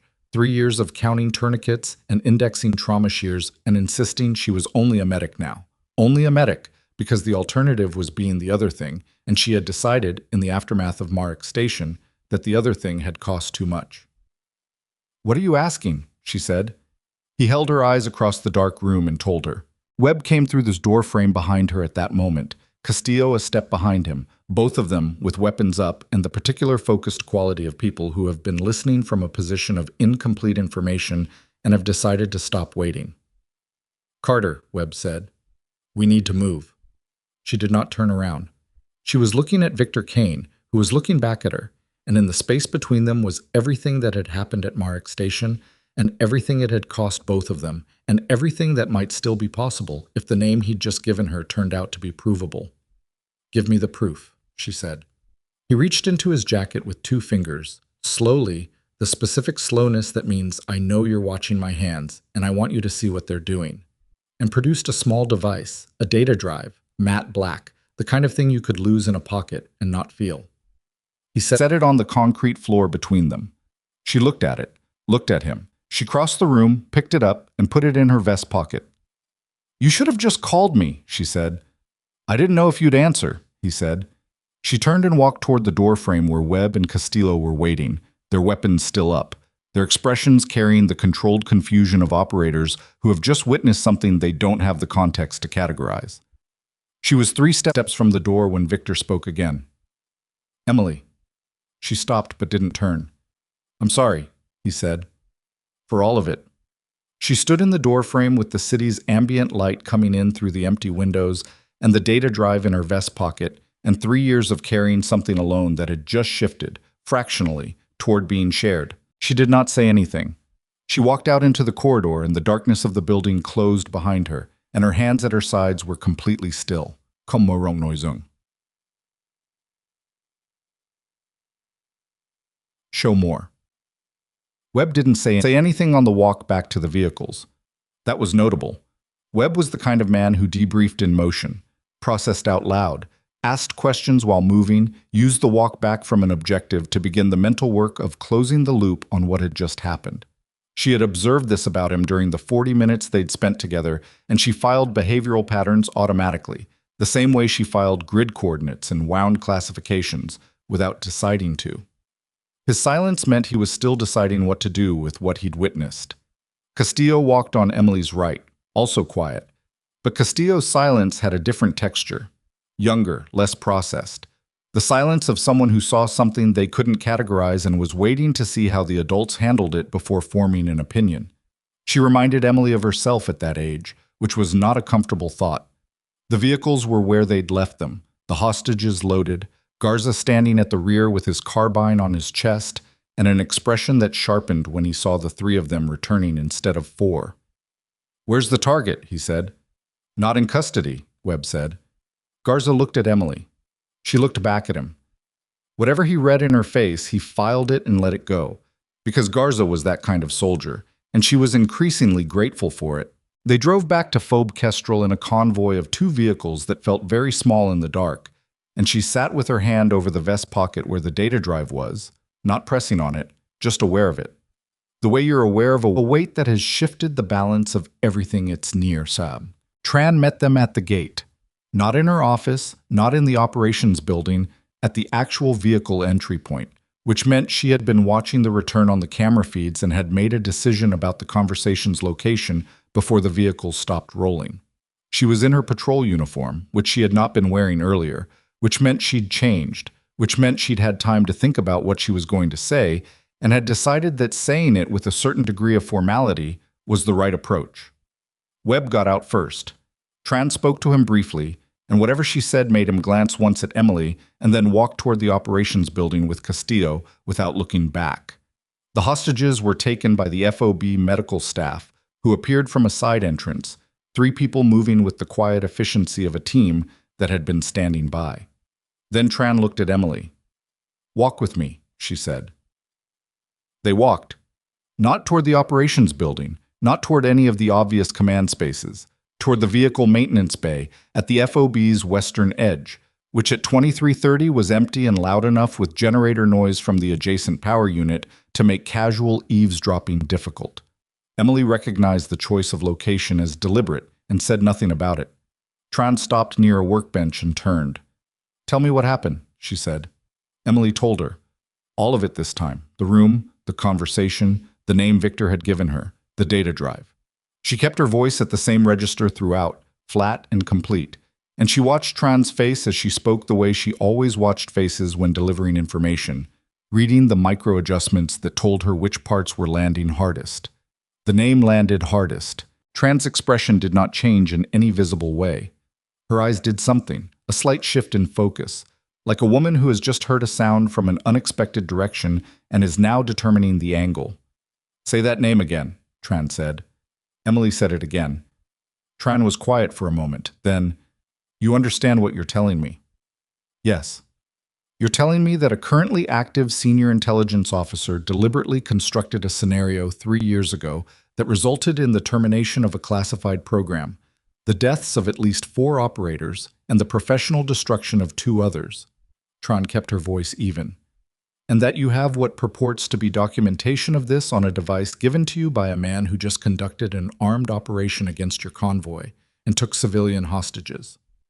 "The hostage situation was manufactured specifically to create a contact condition," Emily said. "The hostages were not harmed. The ambush was designed with survivable margins." She paused. "I'm not excusing what he did. I'm giving you the operational context." "I understand the context," Tran said. "What I'm trying to understand is what you expect me to do with this." "I expect you to look at what's on the drive and make a professional determination. And if what's on the drive is credible, then it goes up the chain through whatever channels you trust, and I'll cooperate fully with whatever process follows." Emily held her eyes. "I've spent 3 years trying to put Marek Station behind me. I'm not bringing it back because I want to. I'm bringing it back because Victor found me, and whether I want to be involved or not, I already am." Tran looked at her for a long moment. The generator ran. A vehicle moved somewhere on the far side of the FOB, its headlights sweeping briefly across the high windows of the maintenance bay. "Give me the drive," Tran said. Emily reached into her vest pocket and produced it, held it out. Tran took it without reaching, waited for Emily to place it in her palm, which was a small distinction that meant something about who was in control of this transaction. "You're confined to the FOB pending review," Tran said. "Understood." "And Carter?" Tran looked at the drive in her hand, then back up. "The individual you met tonight, Kane, where is he now?" "I don't know," Emily said, which was the truth, and not the whole truth, because she had a reasonable operational estimate of where he might go based on what she knew about his patterns. But that estimate was not something she had decided to share yet. Tran seemed to understand that this was the truth in the limited sense Emily meant it. "Get some sleep," she said, which was the military equivalent of "this conversation is over, and the next one will be harder." She did not sleep. She lay on her bunk in the temporary quarters she'd been assigned at FOB Kestrel and stared at the ceiling and did the thing she always did when the operational part of her brain was running at full capacity and had nowhere to put the output. She ran through everything she knew, in sequence, checking the logic of it, the way you check a load-bearing structure, looking for the place where the weight was distributed wrongly. Victor's account of Marek Station matched her own memories in the places they overlapped. The details he'd given her about the constructed targeting package were specific enough to be either true or the product of very sophisticated fabrication, and she had spent 4 years working alongside him in conditions that gave her a reasonably accurate read on the difference. The name he'd given her, the senior officer, fit the pattern of access and authority that the Marek Station operation would have required. Someone had to have had the clearance to modify their ROE mid-operation. Someone had to have had the authority to push a timeline change through channels in under 6 hours. The number of people with both the access and the motive to do both simultaneously was not large. She had known that then. She had never followed the thread because following it meant going back to Marek Station, and she had decided in the immediate aftermath that the cost of going back was higher than the cost of walking away. She had been wrong about that calculation. She could see that now with the particular clarity that comes from lying in the dark with nothing to manage and no one to manage it for. The flinching, the ranges, the trembling hands that weren't afraid of guns, and everyone had assumed were. She had never told anyone what the flinching was actually about, because explaining it would have required explaining the sound it was connected to, and the sound it was connected to was not rifles. It was the specific acoustic signature of a door being breached on the 3rd floor of a building in a place called Marek Station. A door that had opened onto something that rewrote the operational briefing she'd been given in the worst possible way. and she had been holding that sound in the part of her memory that controlled her involuntary responses ever since. And the rifles on the range triggered it not because they sounded like rifles, but because they sounded like the beginning of something irreversible. She understood all of this. She had understood it for 3 years. Understanding it and doing something about it were different countries. She got up at 0300, unable to remain horizontal any longer, and went to the small washroom and ran cold water over her wrists until the low-grade noise in her chest settled to something manageable. Looked at herself in the steel mirror above the sink. She did this rarely and briefly, because the person in the mirror always looked slightly more tired than she felt, which was a discouraging data point. She looked tired tonight, not in an incapacitating way, just in the way of someone who has been carrying weight across long terrain and is now in a moment of stillness that lets the weight be felt. She went back to the bunk and lay down and stared at the ceiling until the phobies started waking up. Tran called her at 0730. The office was different this time. Not Tran's corner of the operations building, but a separate room Emily hadn't been in before. One with a door that locked, and a table with 4 chairs and 2 people already seated who had not been at FOB Kestrel the previous evening. The first was a man in his mid-50s in a uniform that carried no name tape, which was a specific kind of statement. He had the careful stillness of someone who had spent a long career learning to reveal nothing through posture or expression, and he was largely succeeding except around the eyes, where something watchful and intensely focused was operating at full capacity. The second was a woman in civilian clothes, late 40s, with the particular professional neutrality of someone whose job was to listen rather than respond. She had a recorder on the table in front of her that she did not explain or apologize for. Tran was at the table as well, sitting at the end, and she looked like she had also not slept. "Sit down, Sergeant Carter," said the man with no name tape. She sat. "My name is not relevant to this conversation," he said. "What is relevant is that I have spent the last 4 hours reviewing the contents of the device you recovered last night, and I have some questions." "All right," she said. "The materials on the drive include operational communications, modified targeting packages, and a series of internal authorizations for ROE changes conducted during a classified operation 38 months ago." He held her eyes. "Are you familiar with the operation in question?" "Yes." "In what capacity?" "I was a primary operator." The woman in civilian clothes was writing something. The man with no name tape did not look at her. "The materials indicate that the operational parameters for that mission were altered without the knowledge of the ground team," he said, "including the intelligence regarding civilian presence at the target location." "Yes," Emily said, "that is consistent with what we experienced on the ground." "We." He paused on the word. "You and your partner, Kane." "Yes." "Kane, who conducted an armed ambush on a United States military convoy yesterday morning and took 4 civilians hostage." She held the pause that followed. "Yes." "You understand my difficulty," he said. It was not a question. "You have evidence of a serious institutional breach delivered to you by someone who just committed federal crimes to get it in front of you," she said.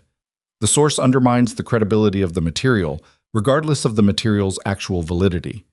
He looked at her with something that might have been mild surprise if it had been more visible. "That's a clean way to say it. It's the problem as I see it. And how would you suggest it be addressed?" She had thought about this during the hours she'd spent staring at the ceiling.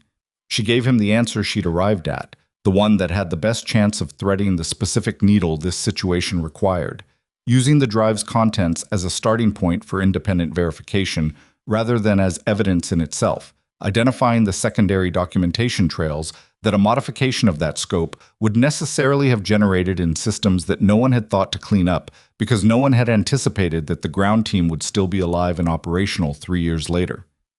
She spoke for about 4 minutes. He listened without interrupting.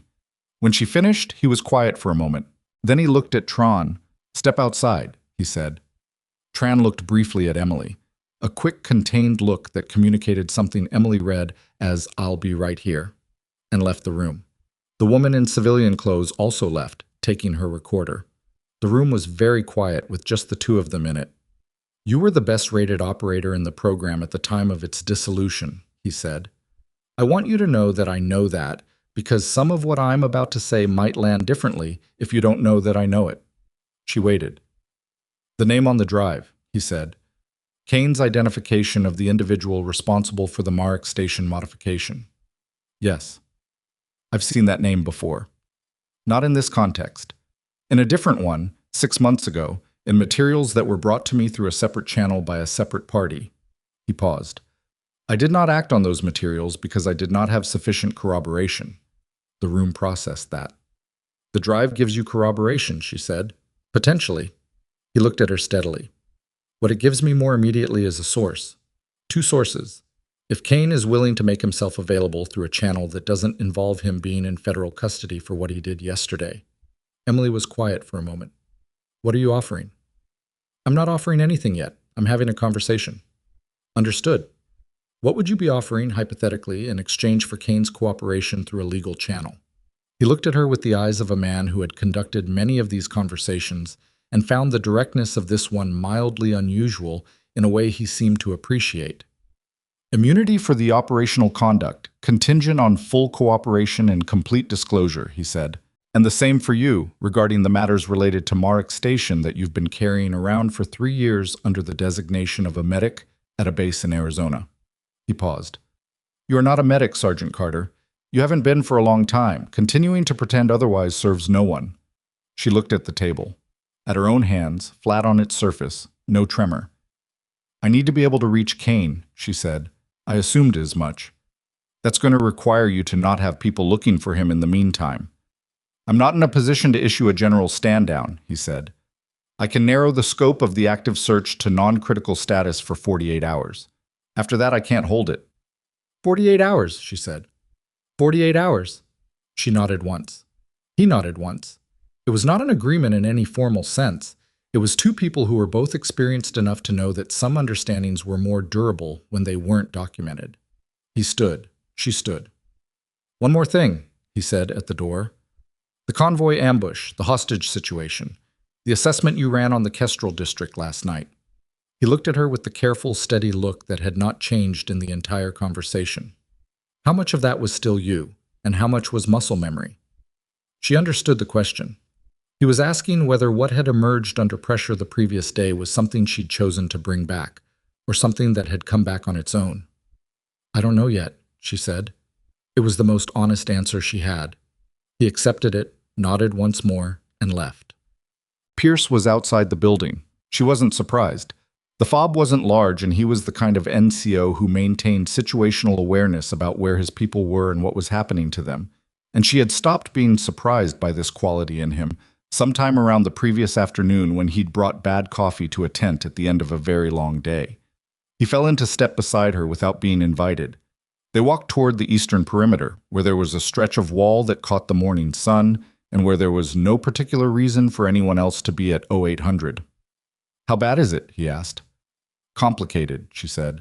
Complicated like paperwork, or complicated like things you can't tell me? Both. He nodded.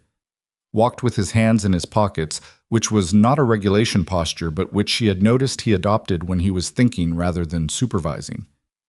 Devereaux's out of surgery, he said. They're saying full recovery, probably.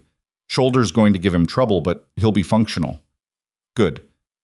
Watts is walking. Henderson's got 7 stitches above his eye and is complaining about the scar, which means he's fine.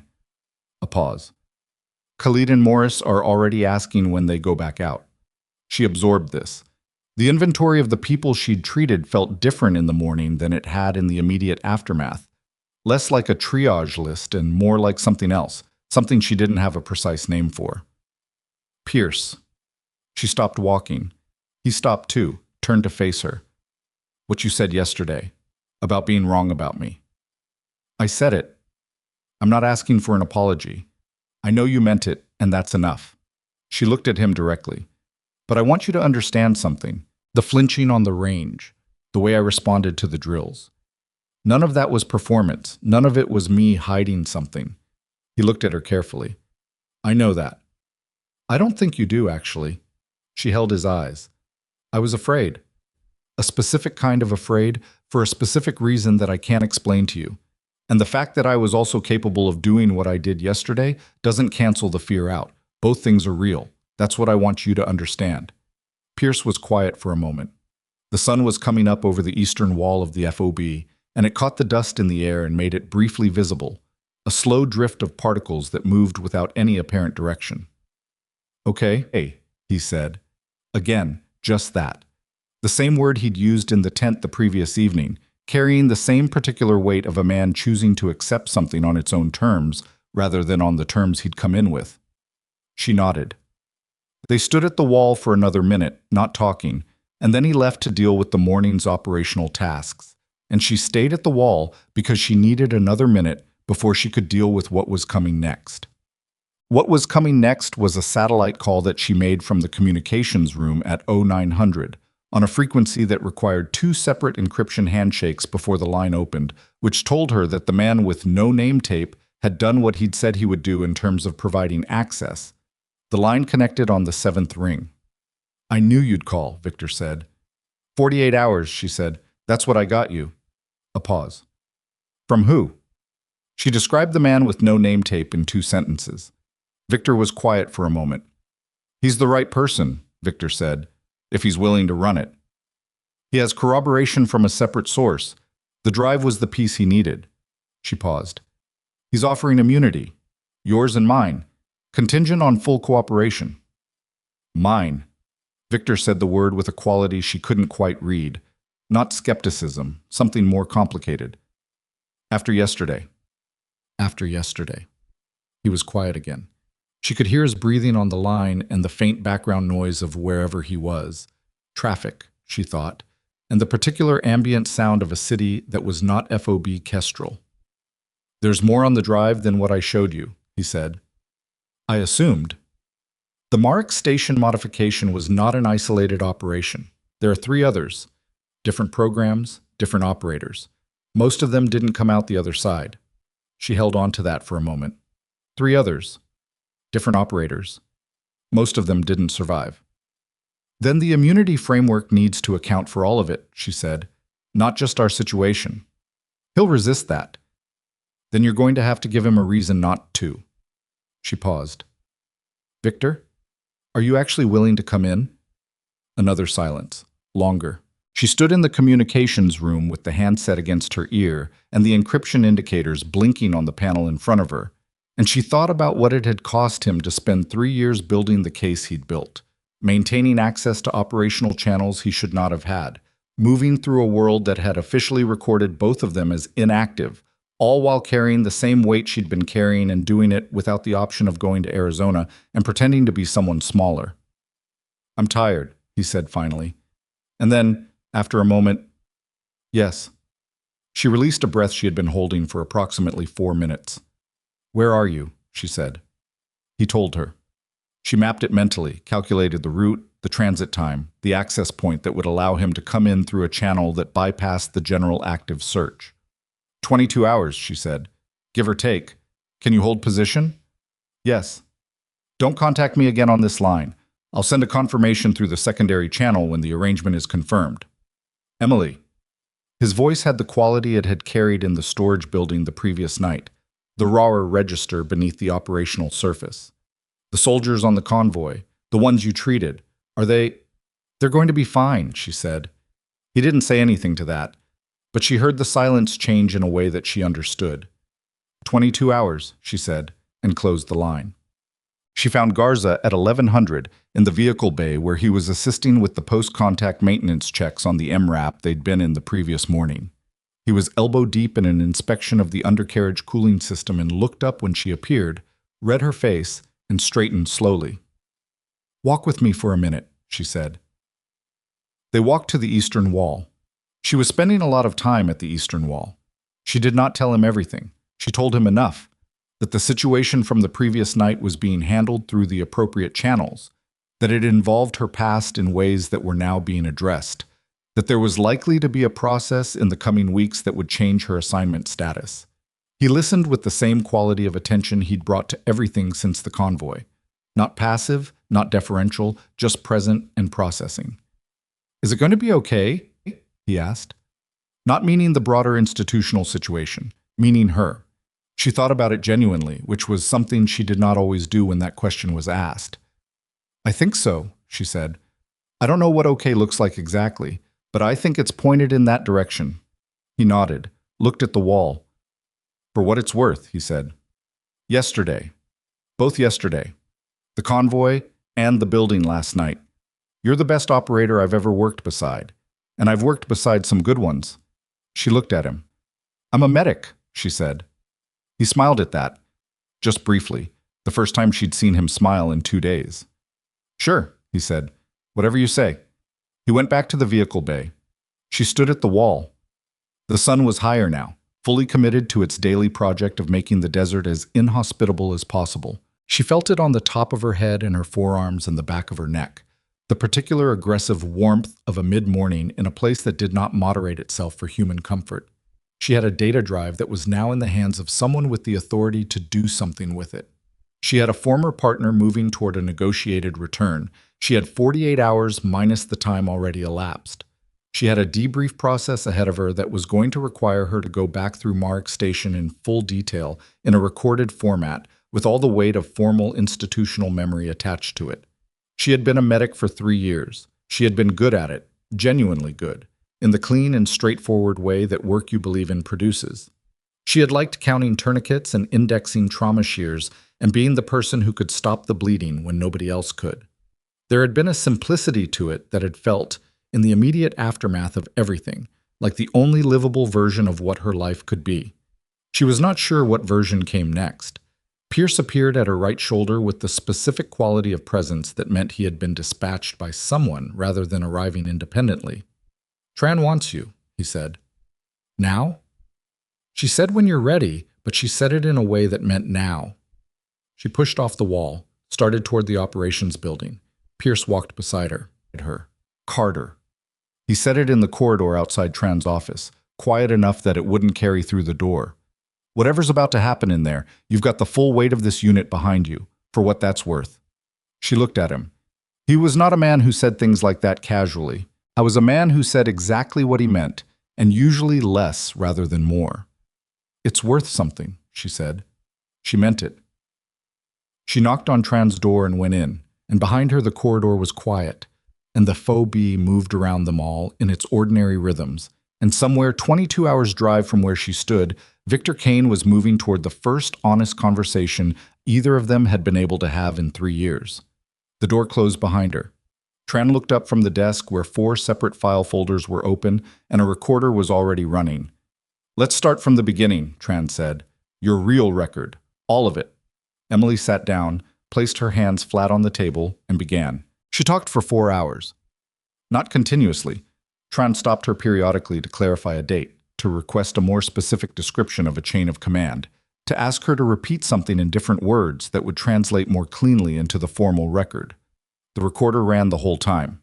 A second person came in at the 90-minute mark, a younger analyst whose name Tron gave once and Emily immediately stored, and he sat in the corner with a laptop and did not speak but typed steadily, which meant the testimony was being cross-referenced against something in real time. She had not told this story out loud before. Parts of it she had told in fragments, to the military psychologist she'd seen twice in the year after Marek Station before deciding the sessions were costing more than they were producing. But the full sequence, in order, with the operational detail attached, she had kept that entirely inside her own head for 3 years. And there was something strange about releasing it into the air of Tron's borrowed office, watching it become external, watchable, a thing that existed now in a room other than her own memory. It did not feel like relief. It felt more like setting down something heavy enough that the absence of the weight was disorienting rather than comfortable. Her shoulders, she noticed at one point, were aching in a way they had not ached yesterday during an actual firefight, which was the kind of irony the body produced without asking permission. She told them about the program, about the 4 years of operational work in places that were not acknowledged, and against targets that were not discussed in the format she was now speaking in. She told them about Victor Kane and the working relationship that had developed in the specific context of people who spend enough time in high-stakes proximity that the normal social distances collapse, and you end up knowing someone in a way that has no clean civilian equivalent.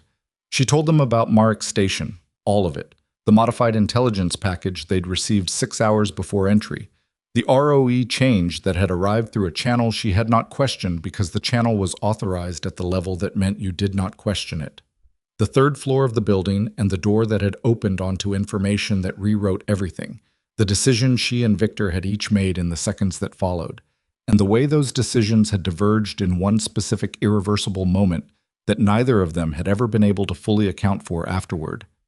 She told them about walking away, about Arizona and the medic designation and the counting of tourniquets and the flinching. Tran let her finish before asking anything about the last section. When the room was quiet, she looked at Emily with the measured expression she'd worn throughout, the professional neutrality that had not slipped once in 4 hours. The flinching, Tran said. Yes. It's related to the door on the 3rd floor. Yes. Tran wrote something on the pad in front of her and did not say anything else about it, which was the most considerate response available and which Emily noted.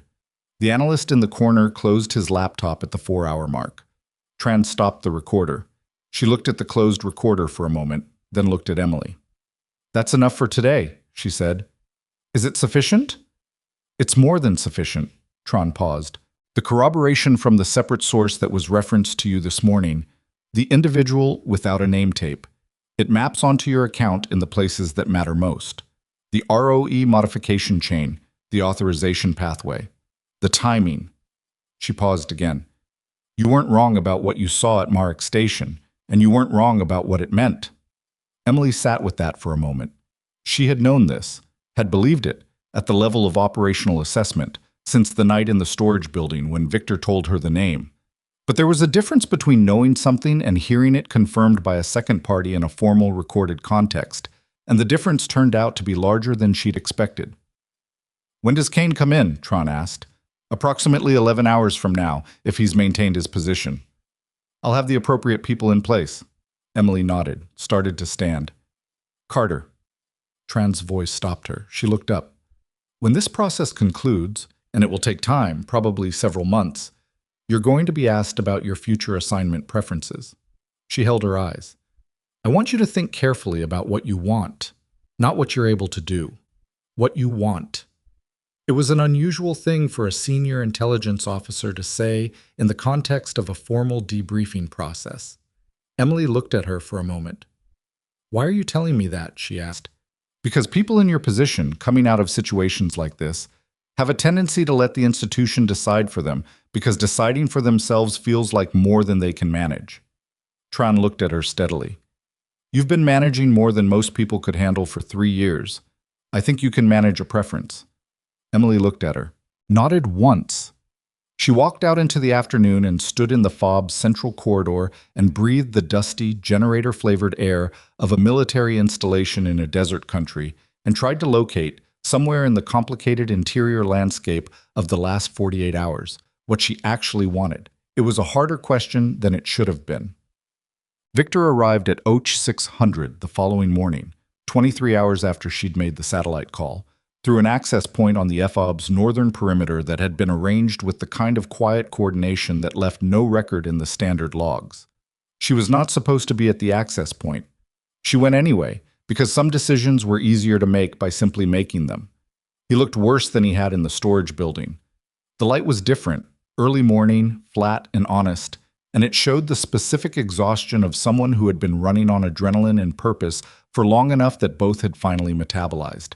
He was carrying a single bag and moving with the contained quality of a man who has made a final decision and is now inhabiting the aftermath of it. He saw her and stopped.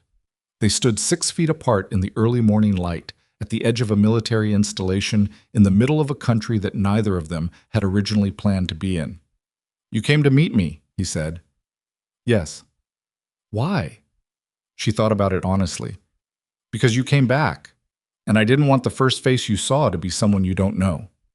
He looked at her for a moment. Something moved across his face that was not quite any single emotion, but contained several of them in a compressed form. How does it work? He said. The process. Tran and a team, recorded debrief, full disclosure, the immunity framework they offered holds if you cooperate completely. It's going to take time. She paused. It's not going to be comfortable. I'm not looking for comfortable, he said. I know. Emily.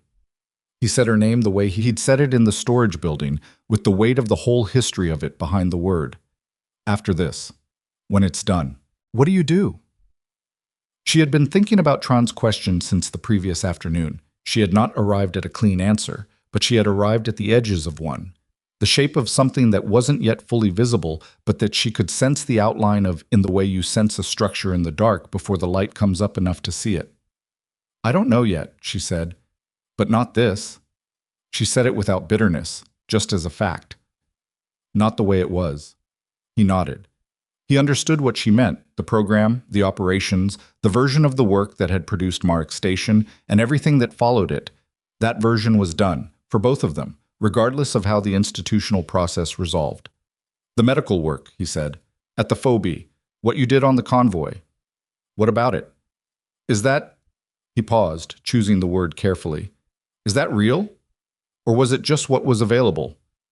She thought about Henderson trying to drag the man beside him toward the ramp with one functional arm, about Devereaux's chest and the improvised seal, and the particular focused quality of those minutes when she was only the thing between a person and the worst outcome and everything else was irrelevant. "Both," she said. "It's both things." He absorbed that. Then something in his expression shifted into something quieter, less defended, and he said, "I'm glad you got to do it. The medical work. I'm glad you had something real, even if it was— I'm glad you had it." She looked at him. He was not a man who said things like that easily, which meant the 3 years had changed him in some of the same ways they'd changed her, worn away some of the operational surface, and left something rawer and more honest underneath. "Come on," she said. "Tran's waiting." She walked with him toward the operations building, and the FOB was waking up around them in its morning rhythms, and nobody who watched two people walking across a compound at dawn had any reason to know that one of them was the end of a 3-year run and the beginning of something that hadn't been named yet. The formal process took 4 months. She was not at FOB Kestrel for most of it. She was moved to a facility in Germany after the first 2 weeks, when the scope of what the drive contained had become fully apparent, and the institutional machinery required to address it had begun moving at a speed that surprised her. There were interviews and depositions and extended sessions with people whose professional function was to sit in rooms and listen to accounts of things that should not have happened, and translate those accounts into the language that made action possible. The man with no name tape appeared 3 more times. Each time he was more forthcoming about what the corroborating evidence had revealed, and each time the picture grew larger and more complicated and more damaging to a structure that certain people had been maintaining for years, on the assumption that the people most capable of dismantling it were either dead or too broken to try. They had been wrong about that on both counts. The senior officer Victor had named was placed on administrative suspension 6 weeks into the process. He hired lawyers. The lawyers were good, and the process was long, and she was not present for most of what followed because she had given her testimony, and the machinery was now running, and adding herself to the gear mechanism would not have made it run faster or better. She had done what could be done. The rest was institutional time, which moved at its own pace regardless of anyone's urgency. Victor's immunity held. It was not simple, and it was not fast, and there were 2 separate moments in the process where she was told by people whose assessments she trusted that it might not survive a particular procedural challenge, and both times it did survive. Not cleanly, but sufficiently, in the way that most things that matter survive, with difficulty and imperfection and enough to go on with. She saw him twice during the 4 months, both times in formal contexts, coordinated through the process, with other people present. He looked progressively less like someone running on borrowed time. He started looking like someone who was tired in the ordinary way rather than the deep structural way, which was progress of the kind that was hard to name but easy to recognize. Pierce sent her a message in the 3rd month. It was 3 sentences. Devereaux was back at full duty. Reyes had applied to the combat medic training program. The unit had started doing pattern-of-life assessments on every route they ran, which the new convoy commander had instituted as standing procedure. She read it twice, then put her phone down and stared at the wall of her quarters at the Germany facility for a while, not thinking about anything in particular, just sitting with the information and what it meant about how things moved through the world. Garza sent a separate message that was 4 words, still the best operator. She did not respond to that one for 3 days because she was not sure what to say, and then she wrote back, "Take care of yourself out there," which was inadequate but was the true thing. What? The formal process concluded on a Tuesday. There was no ceremony. There was a final meeting, a document, signatures, and a handshake from the man with no name tape, who had by this point told her his actual name, which she would keep to herself. He told her she was formally cleared of all matters related to Mark Station and that her service record would be amended accordingly. And he told her this in the same careful, measured voice he'd used throughout. And then he said something she had not expected. "The program is being reconstituted," he said. "Smaller, different oversight structure, with the specific aim of ensuring that what happened at Mark Station cannot happen again." He looked at her. "Your name has been discussed in that context." She looked at him. "I'm not making an offer," he said. "I'm telling you it's a conversation that exists, if you want to have it." She sat with that for a moment. "Not yet," she said. "Maybe not ever. I need some time to figure out what I'm doing before I can figure out what I'm not doing." He nodded. "That's a reasonable answer. It's the honest one." He accepted that, and the meeting ended, and she walked out of a building in Germany into a gray October afternoon with low cloud cover and the smell of rain on the way. And she stood on the pavement outside the facility entrance and breathed the cool northern air and felt, for the first time in 4 months, that she had no immediate next thing that she was required to do. It was disorienting. It was, after a moment, also something else. She found Victor at the cafe 2 blocks from the facility, where they'd both been staying for the final week of the process. He was at a corner table with coffee and a newspaper. He wasn't reading, and he looked up when she came in and registered her expression with the accuracy of someone who had spent years reading her face in high-pressure conditions. "It's done," he said. "It's done." She sat across from him. A server came and she ordered coffee without looking at the menu because she had been ordering the same thing every morning for a week, and the ritual of it had become briefly important to her in the way that small consistencies become important when everything else is in flux. "What are you going to do?" she asked. He looked at his newspaper. "There's a medical organization, humanitarian work, field deployments in areas with limited access." He paused. "They're apparently willing to take people with unusual skill sets and complicated histories as long as the skills are real and the history is settled." "Is yours settled?" "Enough," he said. The way he said it told her he meant it in the careful sense, not that the history was gone or resolved into something clean, but that it had found the position it was going to occupy and he could carry it without it directing him. She understood that distinction. "I've been thinking about the same kind of work," she said. He looked up. "Not the same organization necessarily," she said, "but the same direction." She turned the coffee cup in her hands. "The medical work on the convoy, what you asked me about, whether it was real." She paused. "It's the thing I'm most sure of. Everything else I'm not sure of yet. But that part, being the person who can stop the bleeding, that's the part that feels like mine." He looked at her for a moment. "You're going to be good at it," he said. "You already are." "I'm impractical at it," she said. "I flinch at the wrong things, and I can't stop running tactical assessments in the middle of trauma care, and I have 3 years of muscle memory telling me to be something I've decided not to be anymore." She paused. "But yeah, I think I'm going to be good at it." He smiled at that. Not the contained, controlled version she was used to seeing from him. Something more unguarded. The kind of smile that happens when someone has been holding tension for long enough that the release of it produces something involuntary. It looked good on him. She drank her coffee. The rain came, lightly, against the cafe windows, turning the street outside into something soft-edged and gray and quiet. "Victor," she said. He looked at her. "I'm sorry too," she said. "For the record." He held her eyes, nodded once. They sat with that for a while, in the comfortable way of 2 people who have said the necessary thing and do not need to extend it further. And the rain moved across the city outside, and the coffee cooled, and the morning continued in its ordinary way around them, indifferent to whatever weight had just been set down at a corner table by 2 people who had been carrying it for too long. 6 weeks later, she was on a flight to a region that did not feature prominently in the news, carrying a medical bag that was packed with the same obsessive precision she had always applied to kit preparation. Every tourniquet staged, every airway component indexed, every pocket organized by the logic of urgency rather than convenience. She was not traveling under her old designation. She was not traveling as a soldier.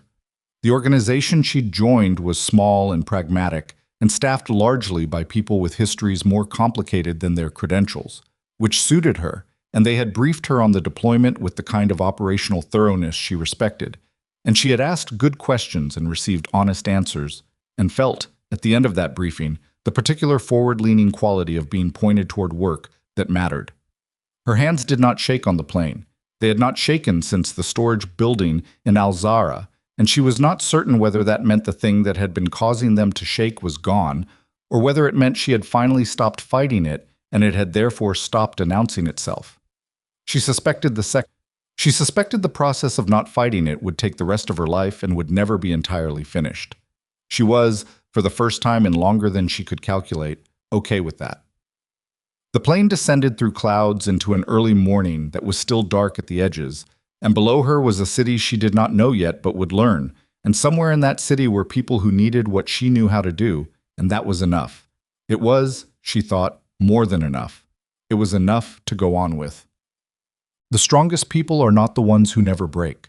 They are the ones who break honestly, carry the weight without pretending it isn't there, and choose, every day, to use what hurt them as the reason to help someone else.